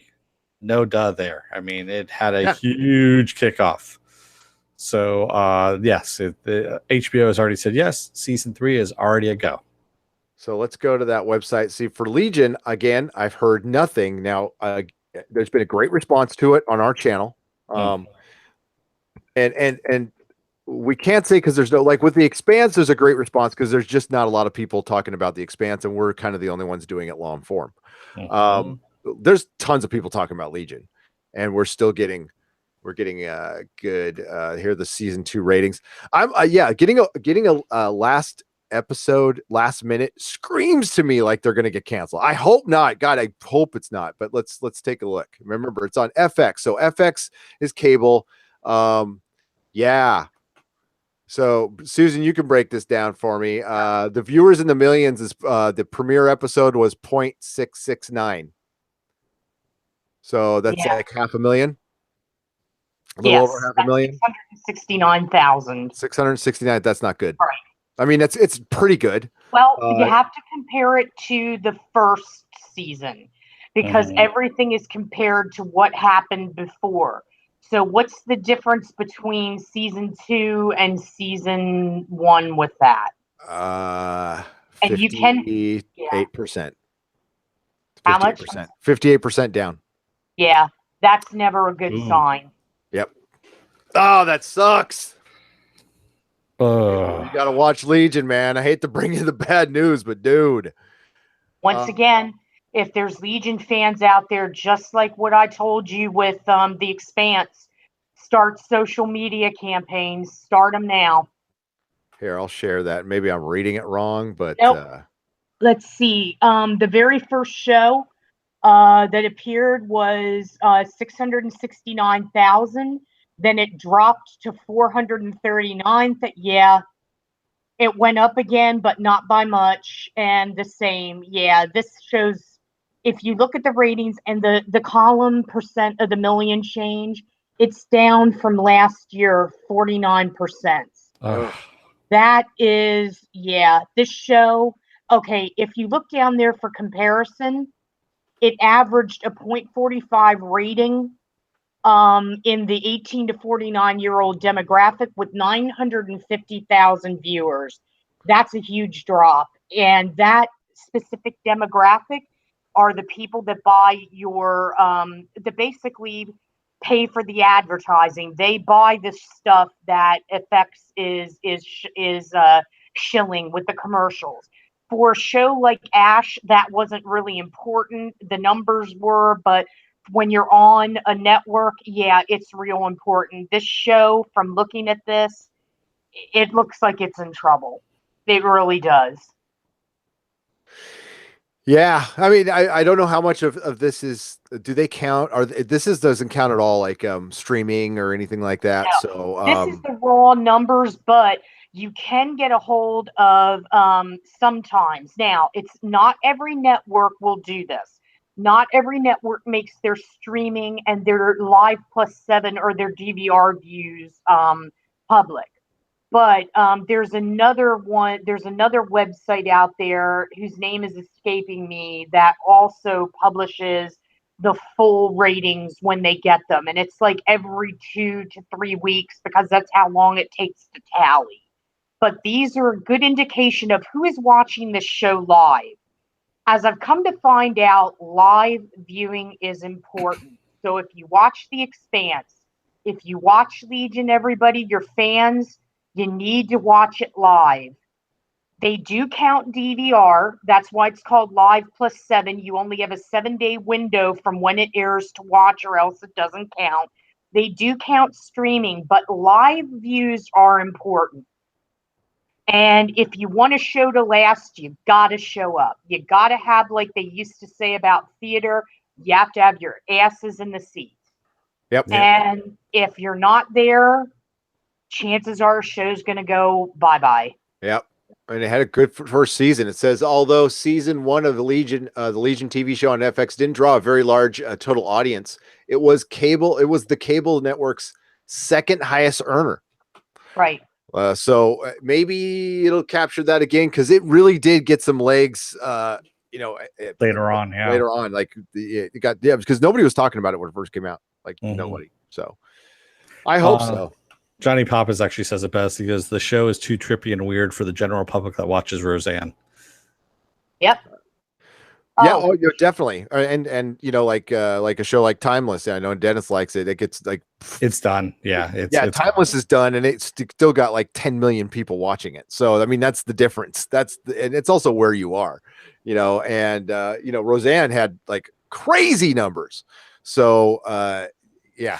And the thing gets me going back to Timeless here.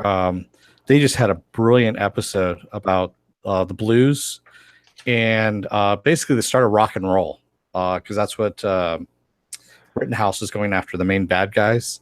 And it's a great episode of just going back to the blues. And I'm blanking on his name right now. It's the blues singer who reportedly sold his soul at the crossroads. That's the whole story. Robert Johnson. Thank you. Yep. Yes. And the guy who recorded him, the white manager who recorded him, and who's recording all kinds of blues singers. And it just so happens that Robert Johnson's record captured something. It was just something really unique. And that's actually what was the start of rock and roll.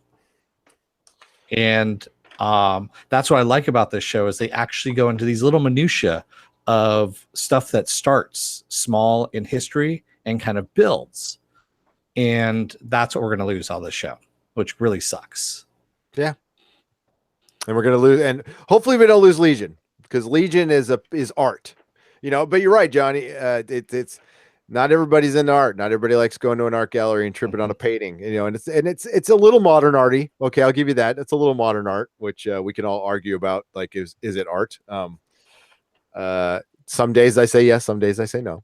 The problem is that with TV in particular, it's so homogenized. Oh yeah. It's so formulaic, and unfortunately, when it comes to television, people, I'm sorry, don't want to think. Yeah. They want everything spoon-fed to you, and when you get an intelligent show that makes you think, like what Timeless does, because not everybody knows the story of Robert Johnson or even how rock and roll originated. If you are not interested in that, if you're not interested in learning, or you're not interested in questioning things or coming up with your own conclusions, yeah, you're not going to do well on television. It's just going to be a given. But yet, by the same token, they're out there going, oh, well, we got to find the next best thing. We want something original. Oh, Mad About You. Let's bring that back. That's original. Yep. So, yeah. Some stuff needs to pay the bills. Okay, so then a lot of stuff, other stuff does pay for Legion, but you're right, and we mostly cover that kind of show. We cover the show that makes people think. I'd like to think the shows we cover are all pretty good, and they're all pretty. They have better writing. They're a cut above a little bit. We don't cover CW show. We used to, but nobody cared. So, Yeah. and a lot of other people cover CW shows, and they're they're on their way out. They got one more season, but they're, we like to do new stuff. And there's more of it. A show like Legion, even if it does last for 2 seasons, it raises the bar. Like Game of Thrones, Walking Dead raised the bar. Actually, before that, Battlestar Galactica raised the bar. And before that, Firefly raised the bar a little bit. And we keep getting better and better TV, unlike in film where the bar is just getting lowered and lowered and lowered. TV's the destination. They really need to get over the whole live thing, though. They need to figure this out because just nobody's watching anything live. And especially in that demo, nobody is. It's my mom is watching it live. That's about it. Both of them are. Long story. So I don't know. Yes, Johnny Papa says snobs, but fuck yeah, touch above. Yeah, okay. We're fucking snobs. Sorry. No, he did a little smiley face. It was I know. No, we are. Yeah. I'm saying I'm smiling back with him. I understand. I do. Viking bitch, yes. Legion is art. I didn't want to be confused with modern art, some of it is and some of it isn't. But Legion is art, period. Movie Fanobi, you said you'd never seen Timeless, and by the way, it's on NBC, Ed Burr as well. Go ahead and take a look on the NBC app. Take a look at the first episode, the first season. See if it grabs you. It's about time travel. It's actually pretty good. The movie that came out, and I'm blanking on it, last year, about the 3 women that worked for NASA. Hidden Figures. Thank you. Actually, Timeless beat them to that punch by a couple of months. They actually had an episode about it that I watched a couple of months before the movie was even advertised, which was kind of funny. And I think they did a little bit better than Hidden Figures, but not that it wasn't a bad movie. It was a good movie. Just saying, I liked the show a little bit better. Because it showed a little bit more about the people and what they were kind of in, how smart they were. I mean, Jesus. We had one woman, she was like a computer, man. She was a human computer. She could actually spit out these computations in seconds, mere seconds, like complex, just amazing stuff. But anyway, I can go on about that. And Gary, you were talking about the CW. Yep. We do have some CW news. Paul Blackthorne, aka Quentin Lance, isn't going to be back for Arrow season 7. He's had enough of it. Great. Can he do can we do the Dresden Files again? Can he go back to the Dresden Files? Because it's dead. I would be very happy if he went back to the Dresden Files. We know that's actually not going to happen, but it's just a bit, Dennis. Yeah, I know. That's what I was saying. He's dead. Way to stamp on it. So they killed him? I'm hoping, because honestly, he's just. I stopped watching 2 episodes ago, so I don't know. I haven't gotten back in. Yeah, I don't know. I just can't do it. Yeah, no. It's nothing against people who still enjoy those shows. There's a lot of people out there who still love them, and the ratings are better than Legion even now. So not much. I think here, let's go to let's just go. I'm loving this site, Susan. Here we go. Legends of Tomorrow. Ed Brewer's chanting, "Kill him, kill him, kill him." Legends of Tomorrow season 3 ratings are oh my god, did they go no, okay, yeah, all right, here, let's share them. Let's share them. Let's do some really boring sharing. I love this stuff. Yeah. I love it.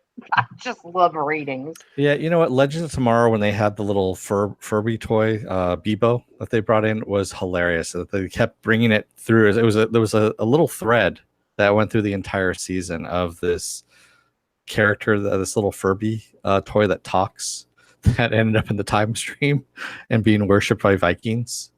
Yeah, it was actually pretty damn funny. Sure. I see that. You know what? It was probably funny, but that's what's killed the CW, and you lost a lot of your audience by being cutesy, and it's just gotten too cutesy, and it's like it really doesn't take it so seriously. It's a caricature of itself. That's what all these shows have turned into. That's what my whole thing on Monday, and it sucks because Arrow season 1 took itself very seriously. It was a good show, and yeah. So the ratings on this one. So 1.5 million, 1.7 million. They are very steady, but not like networky good. Like that's great cable stuff, like FX ratings and stuff. But CW, I don't know. Take a look at iZombie, just because I haven't heard anything about it, and I know it's going to get canceled because it's been really, really good. Yeah, that's a show that actually does zombies probably better than Walking Dead. So yeah, because it's not really a zombie show really anymore. It's just really, really good. Especially if you under $1 million, just a little under $1 million, $750,000. Now it's dropped to a little over $500,000. Yeah, it's gone. Yeah, that's not good. Susan probably knows these numbers better than us, but while we're here, I didn't look at the Expanse rating, so let's go. The Expanse season 3 ratings. Boop doop boop boop.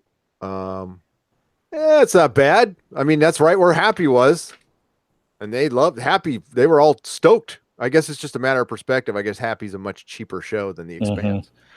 Well, in the second season, they had an average. Well, they had total viewers of 562,000. As opposed to 574,000 overall now. So it hasn't gone up by much, but that's, Yeah, I could definitely see them getting like one more season, but that's it. And they're probably going to insist on some casting changes. And that's what's tough is the book series has these really high grade. We haven't even gotten to the best book yet. But the problem is you have to get there through the third book, and apologies to James S.A. Corey if they are watching. Third book's not my favorite. It's not my least favorite. It's pretty good, but you have to go through the third book to get to the fourth and fifth book, which is like epic space opera shit. So, which we're probably not going to see, which is too bad. But you can always read the books. DJ Bowman says, I rate Nerdrotic an 11 out of 10. Nice. Viking Bitch says me too. And then Johnny Papa says me 3. And then Movie Finobi says, like Celine, Nerdrotic only operates at 11 unless Gary's hungry and tired. Hey, you got that right, Spider-Man. Thanks, guys. That's so nice. And Matt S asks, what was BSG and Stargate's ratings? Can we look those up here? Susan, can you look up old shows? They might have those. I'm not going to say that they definitely will, but you can go ahead and check. I can tell you right now, they were very similar to this, but that was back in the days when people were watching stuff live. Yeah. So they took them a little more seriously. Here's old. And there's a lot more people with cable too. People have migrated away from cable big time. CBS's earning calls actually yesterday. They were talking about that the reason why they are doing better against Netflix than is because they have a backlog of all these old shows, and that's why they're doing their CBS streaming service, their pay service, is because they have all this backlog of shows that people like, that people are familiar with, if you will, that people are comfortable with, that they want to wrap themselves in the warm blanket with. I'm sorry. DJ Bowman says, I predict Miyagi will come back from the dead one day. We will have Zombie Sensei on Cobra Kai one day. Oh, dear God. Yeah, I think this article I remember reading this like forever ago. I'm not going to put you through it. I'm going to skim it and tell you what exactly it says. This was right on the cusp of people were watching stuff on DVRs, which you could track, but the cable companies weren't sharing the info. There was way more people watching Galactica than the ratings said, because I just in my life, I had the comic store at the time, but I would say a good 3/4 of my customer base was watching it. So if you extrapolate that out through San Francisco, and this is all mixes of life, all races, genders, everything in San Francisco, everybody loved it. Everybody did. Yeah, there was way more people watching that show, and it was just on the wrong network. And that's the problem with these sub-tier cable networks. Sci-Fi right now is really, really trying. You got to give them all the credit in the world. They're trying. And Stars is too. Stars has been trying to put out good content. It's just, it's a bad time for them. If they were doing this shit, like 7-8 years ago, these would be huge, huge shows, like Soprano-like shows. But honestly, you want your shows to be on Netflix and Amazon Prime now. That's where you want them to be if you want them to last. Yeah.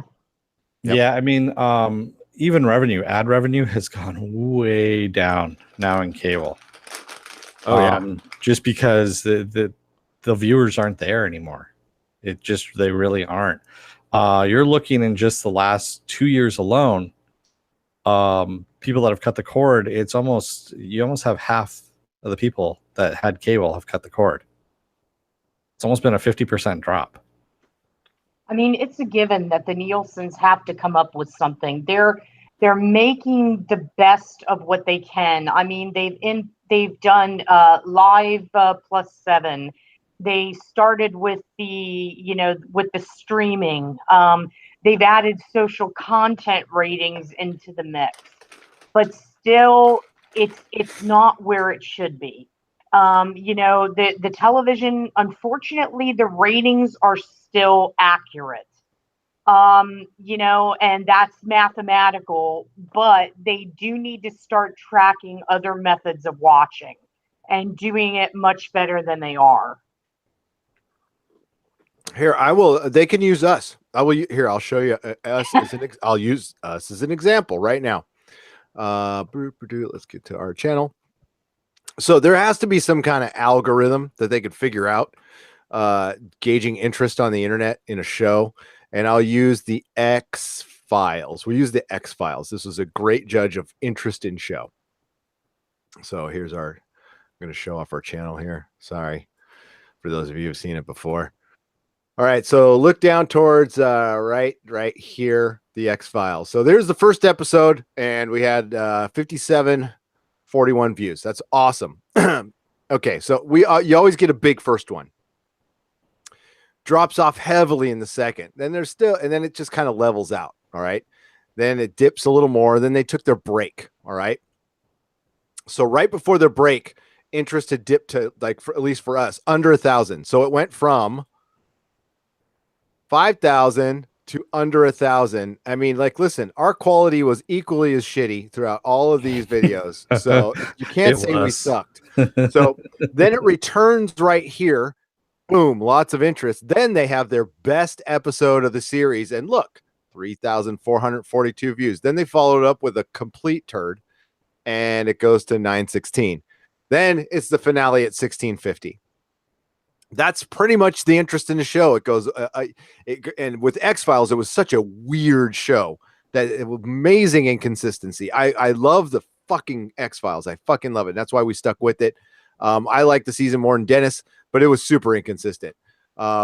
And you could look at that with, I could tell, like, after I watch an average episode, Dennis and I will chat a little bit and we'll go, you know what, we're probably going to just do okay on the views this time, but that's cool. You know, not every episode has to be a classic, but let's go to Legion. Legion was doing okay for us, but this video right here, because we had such an amazing episode, like we're tracking, a couple thousand, 3,000 views. And if they want to use us as a gauge, like at least for show interest, I don't know if those are actual viewers. Okay, I'll admit that. But it is kind of interesting how we can gauge like who's really into, like, Westworld's hotter than shit right now. Like everybody's talking about Westworld. But I think Dennis and I both believe. Susan, do you watch Legion? I've seen it. You know, I have to admit I'm not a regular viewer of it. Okay. Dennis and I think it's equally as Dennis thinks it's better than Westworld. I say it's up there with Westworld. It is a fantastic show that people should be watching. Period. Yeah. And Susan, since you're such a big fan of horror, it has this last episode, probably one of the most horrific things you could ever have done to a person. Yeah. Oh, Jesus. Yeah. Yeah. It was straight up horror movie at the end. Yeah, straight up horror movie. And it was just, I mean, everybody in the chat was like, holy shit. You know, that's how. Wow. Yeah. Yeah. Yeah. I wouldn't be surprised if the ratings really pick up for this show, because this episode, it was this show's the series moment where they arrived. Like, this is okay.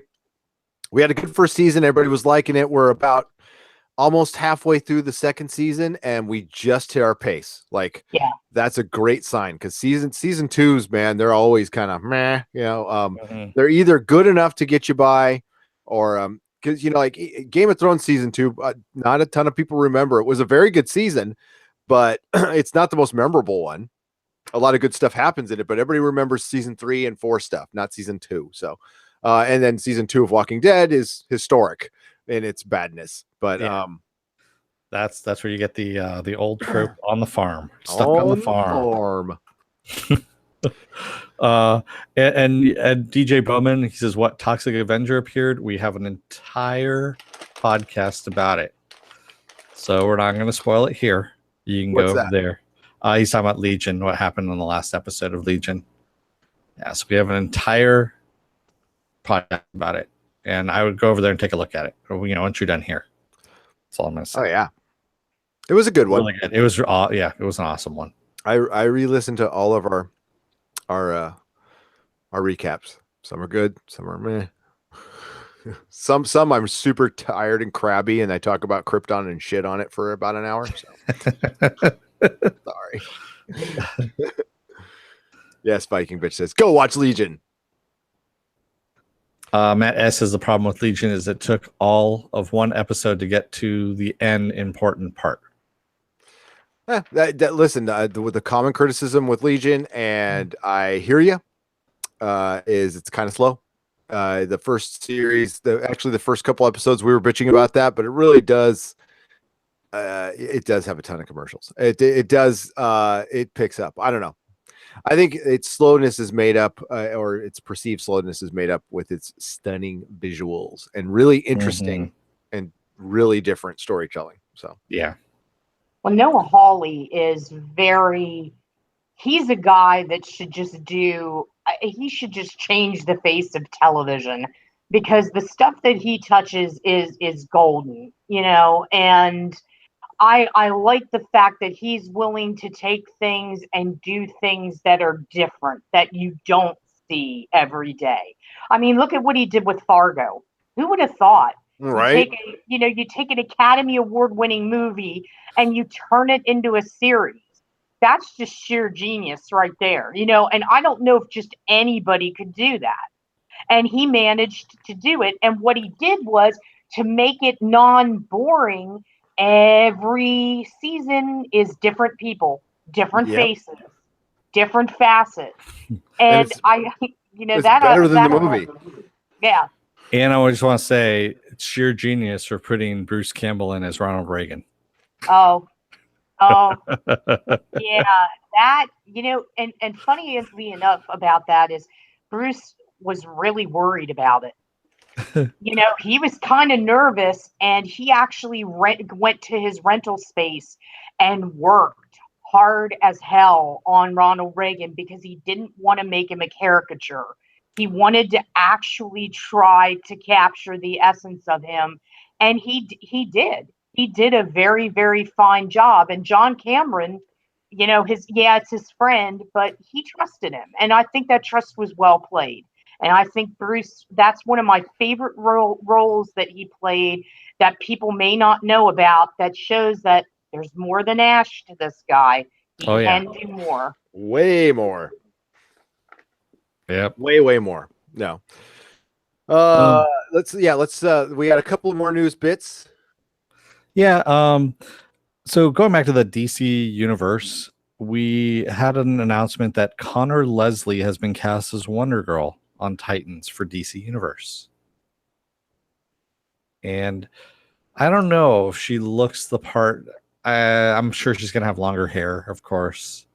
But she looks a little too Cupid dollish, I guess you could say. Small, too. But that's just me. I put Howler. I was answering Alexis. I could just say it. He said, "Who is Susan talking about?" She was either talking about Bruce Campbell or Noah Hawley. One of the two. Depends on what's. Yeah, that's Donna Troy. Let's get a picture of that. We got a picture of her. It was down here. She is playing Donna Troy, Wonder Girl. Yes, she is. We should number these lines, man. Want me to do that? We got to do that next time. Where is it? It's right under DC streaming services officially. It's near the middle. Gotcha. There you go. Well, that was a complaint about Gal Gadot, was the fact that she was too small to be Wonder Woman. Yeah. No, I know. You can make smaller people look taller, though. I mean, that's not a problem. But Gal Gadot, was a full-grown woman. We'll just say she's now Donna Troy is supposed to be a girl. I mean, that's cool. She looks more like kind of like Raven than Donna Troy. Yeah, she looks more Raven, and Raven looks more like Donna Troy.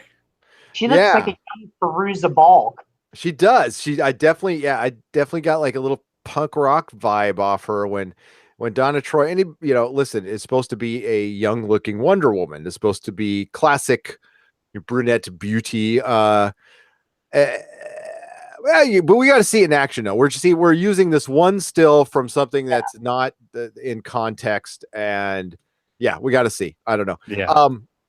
This is nothing compared to that Starfire costume, which makes me not want to watch the show at all. So that was horrible.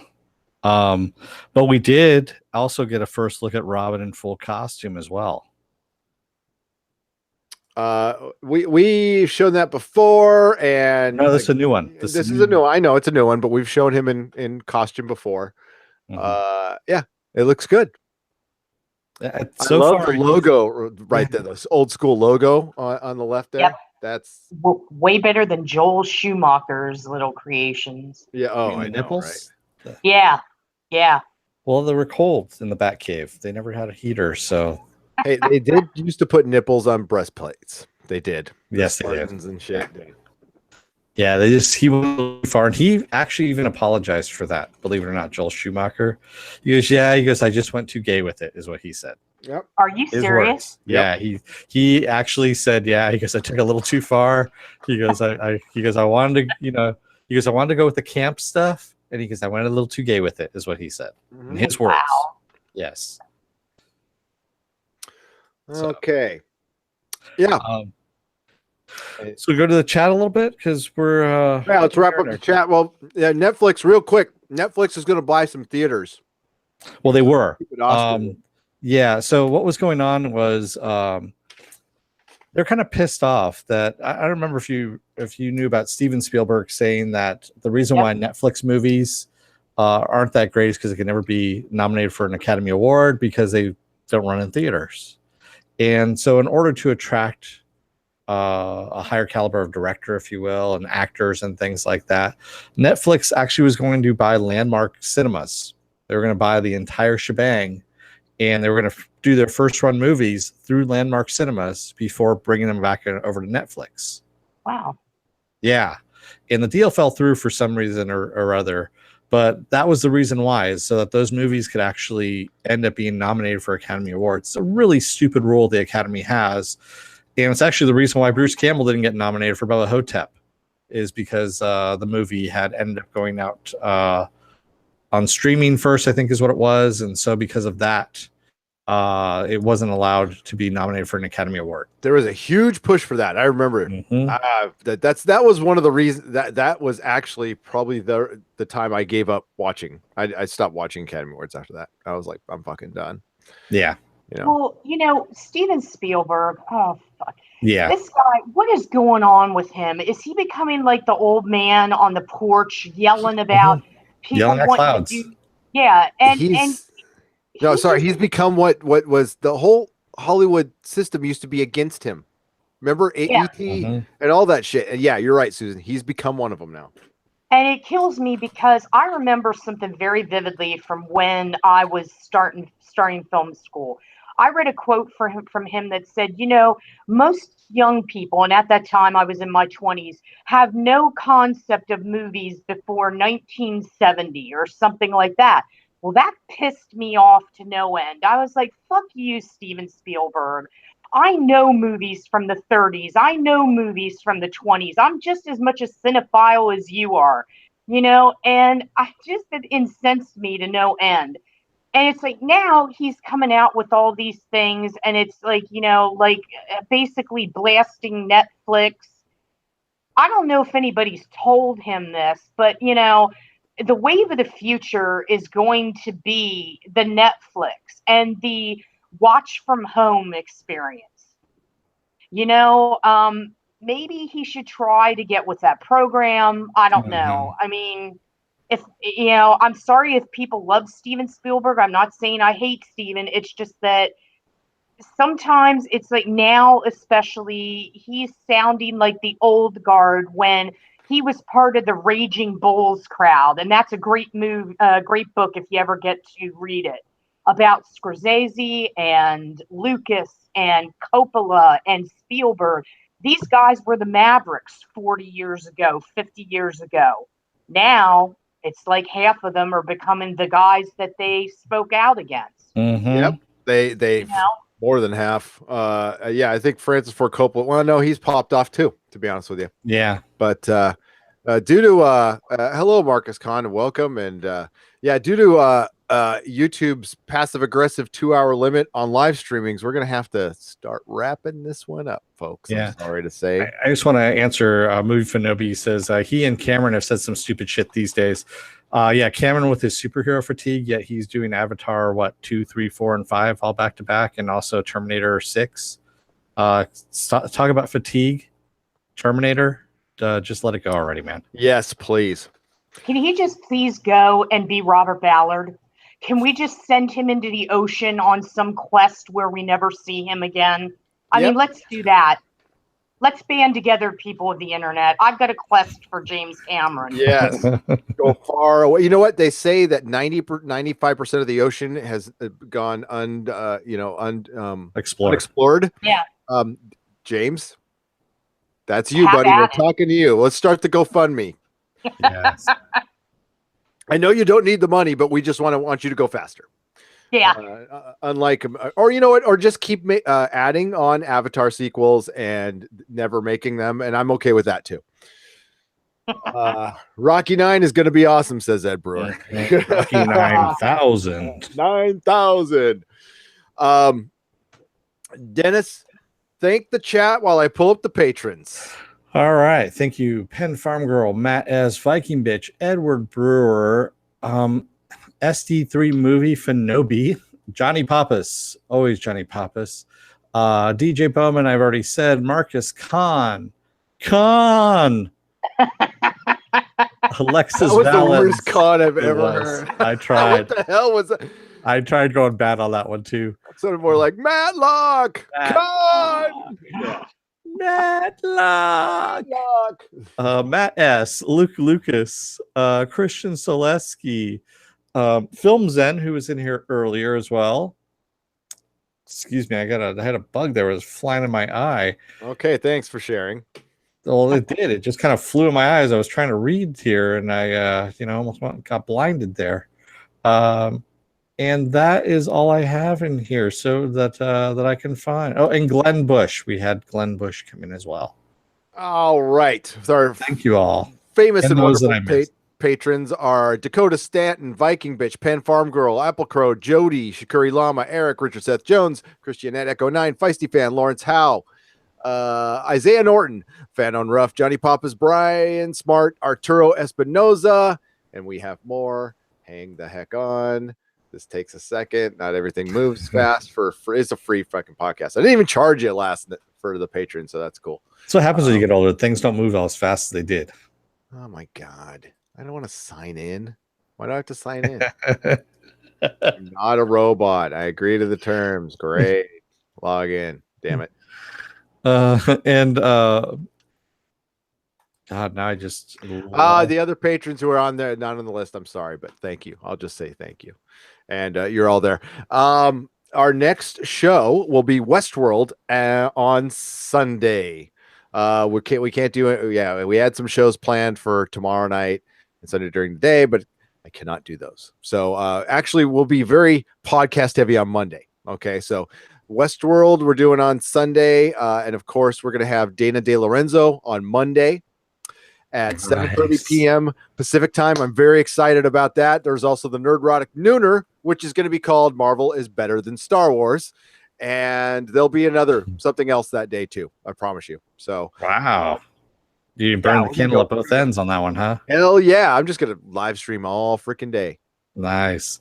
See, I've already got my Ash vs. Evil Dead little prop right there. Ready and waiting. My little Necronomicon. Because, I always have to carry a little bit of evil around with me because I don't have enough on me as it is, obviously. You're damn right I'm an old man, Brewer. Fucking proud of it. Yeah. So, yes, Westworld. Cannot wait for the third episode of Westworld. I'm very excited, and I hope to see you all here. Susan, plug your wares. Sure. You can read me at 1428 Elm. You can find me on Twitter and Facebook at Susan on the Ledge. And next week, I will be having some interviews, and you'll get to see the fruits of those with Dana and Ray at 1428. So they will be upcoming. And we will be sharing those on our group if you're part of our Facebook group that Dennis runs. What else you run, Dennis? I run the Facebook page. So we have the Nerdrotic Facebook page. We also have Nerdrotic podcast group where you can all join in. We've got 102 members so far, and you can post anything you like in there, just as long as within reason. Don't go and start spouting off some weird, political stuff or anything like that, because we do monitor it. And just have fun, talk with everybody. That's what we do. We basically talk amongst ourselves. And I'm also on Twitter at DeForce. Gary's on Twitter at Nerdrotics. Susan, as she said, is on Twitter as well at Susan on the Ledge. And that's pretty much all I've got. Yep. I'm sorry. Go ahead. Go on, Susan. I'm sorry. And I forgot to mention that I'm also at TV Series Hub doing weekly recap reviews of Brockmire on IFC. Nice. Cool. We're working on I'm working on the about section of our webpage so we can get all those links to Susan and on nerdrotic.com, which is our home. That's where I put all our audio versions and the videos go. We don't do much more than that. I'm adding a little bit. I'm actually working on the website a little bit this weekend. For the patrons, something's coming up. It's coming up next week. It's Bubba Hotep. And here's what we're going to do. Can't wait. With the Patreon and how it's going to be exclusive to you guys. So I want to put Bubba Hotep on the regular channel. So what we do is we do a live version for just the patrons. So you guys are just in there with the chat with us, and then we'll put it up as a video on the channel. That's going to be the extra stuff you get. And then we are going to be starting. It looks like Monday is going to be our Venture Brothers Day. So we're going to be starting up Farscape. Is coming. We had 2 people who wanted to join in, so they got to catch up. I'm going to do the third and probably 4th episode by myself, and then Feisty Fan and Comics Division are going to join me for, and then we're going to do seasons from that point out. So to answer your question, Johnny, and we also need to fill stuff in the summer because we're not covering a ton of shows in the summer. So that's when we're going to be doing a lot of our retro reviews and Farscape. But Farscape is not gone, Johnny. It is not gone. I had a couple people who wanted to join me, so I said, "Cool, you got to catch up." And they're waiting on me, actually. So, yeah, it's gonna be Bubba Hotep and Dreamscape and Nightbreed and Krull and all kinds of crazy good shit. And we're doing Burn Notice with Susan, probably Briscoe County. It's probably going to be a Bruce Campbell celebration year. Yeah, we're probably just gonna do 22nd's his birthday. He's 60. Oh, there you go. Then we're gonna celebrate it here. So there you go. We'll wrap it up there. Everybody in the chat, you guys make the show. Thank you so much for joining us. Freaking love hanging out with you guys every Friday night. I can't express enough my gratitude.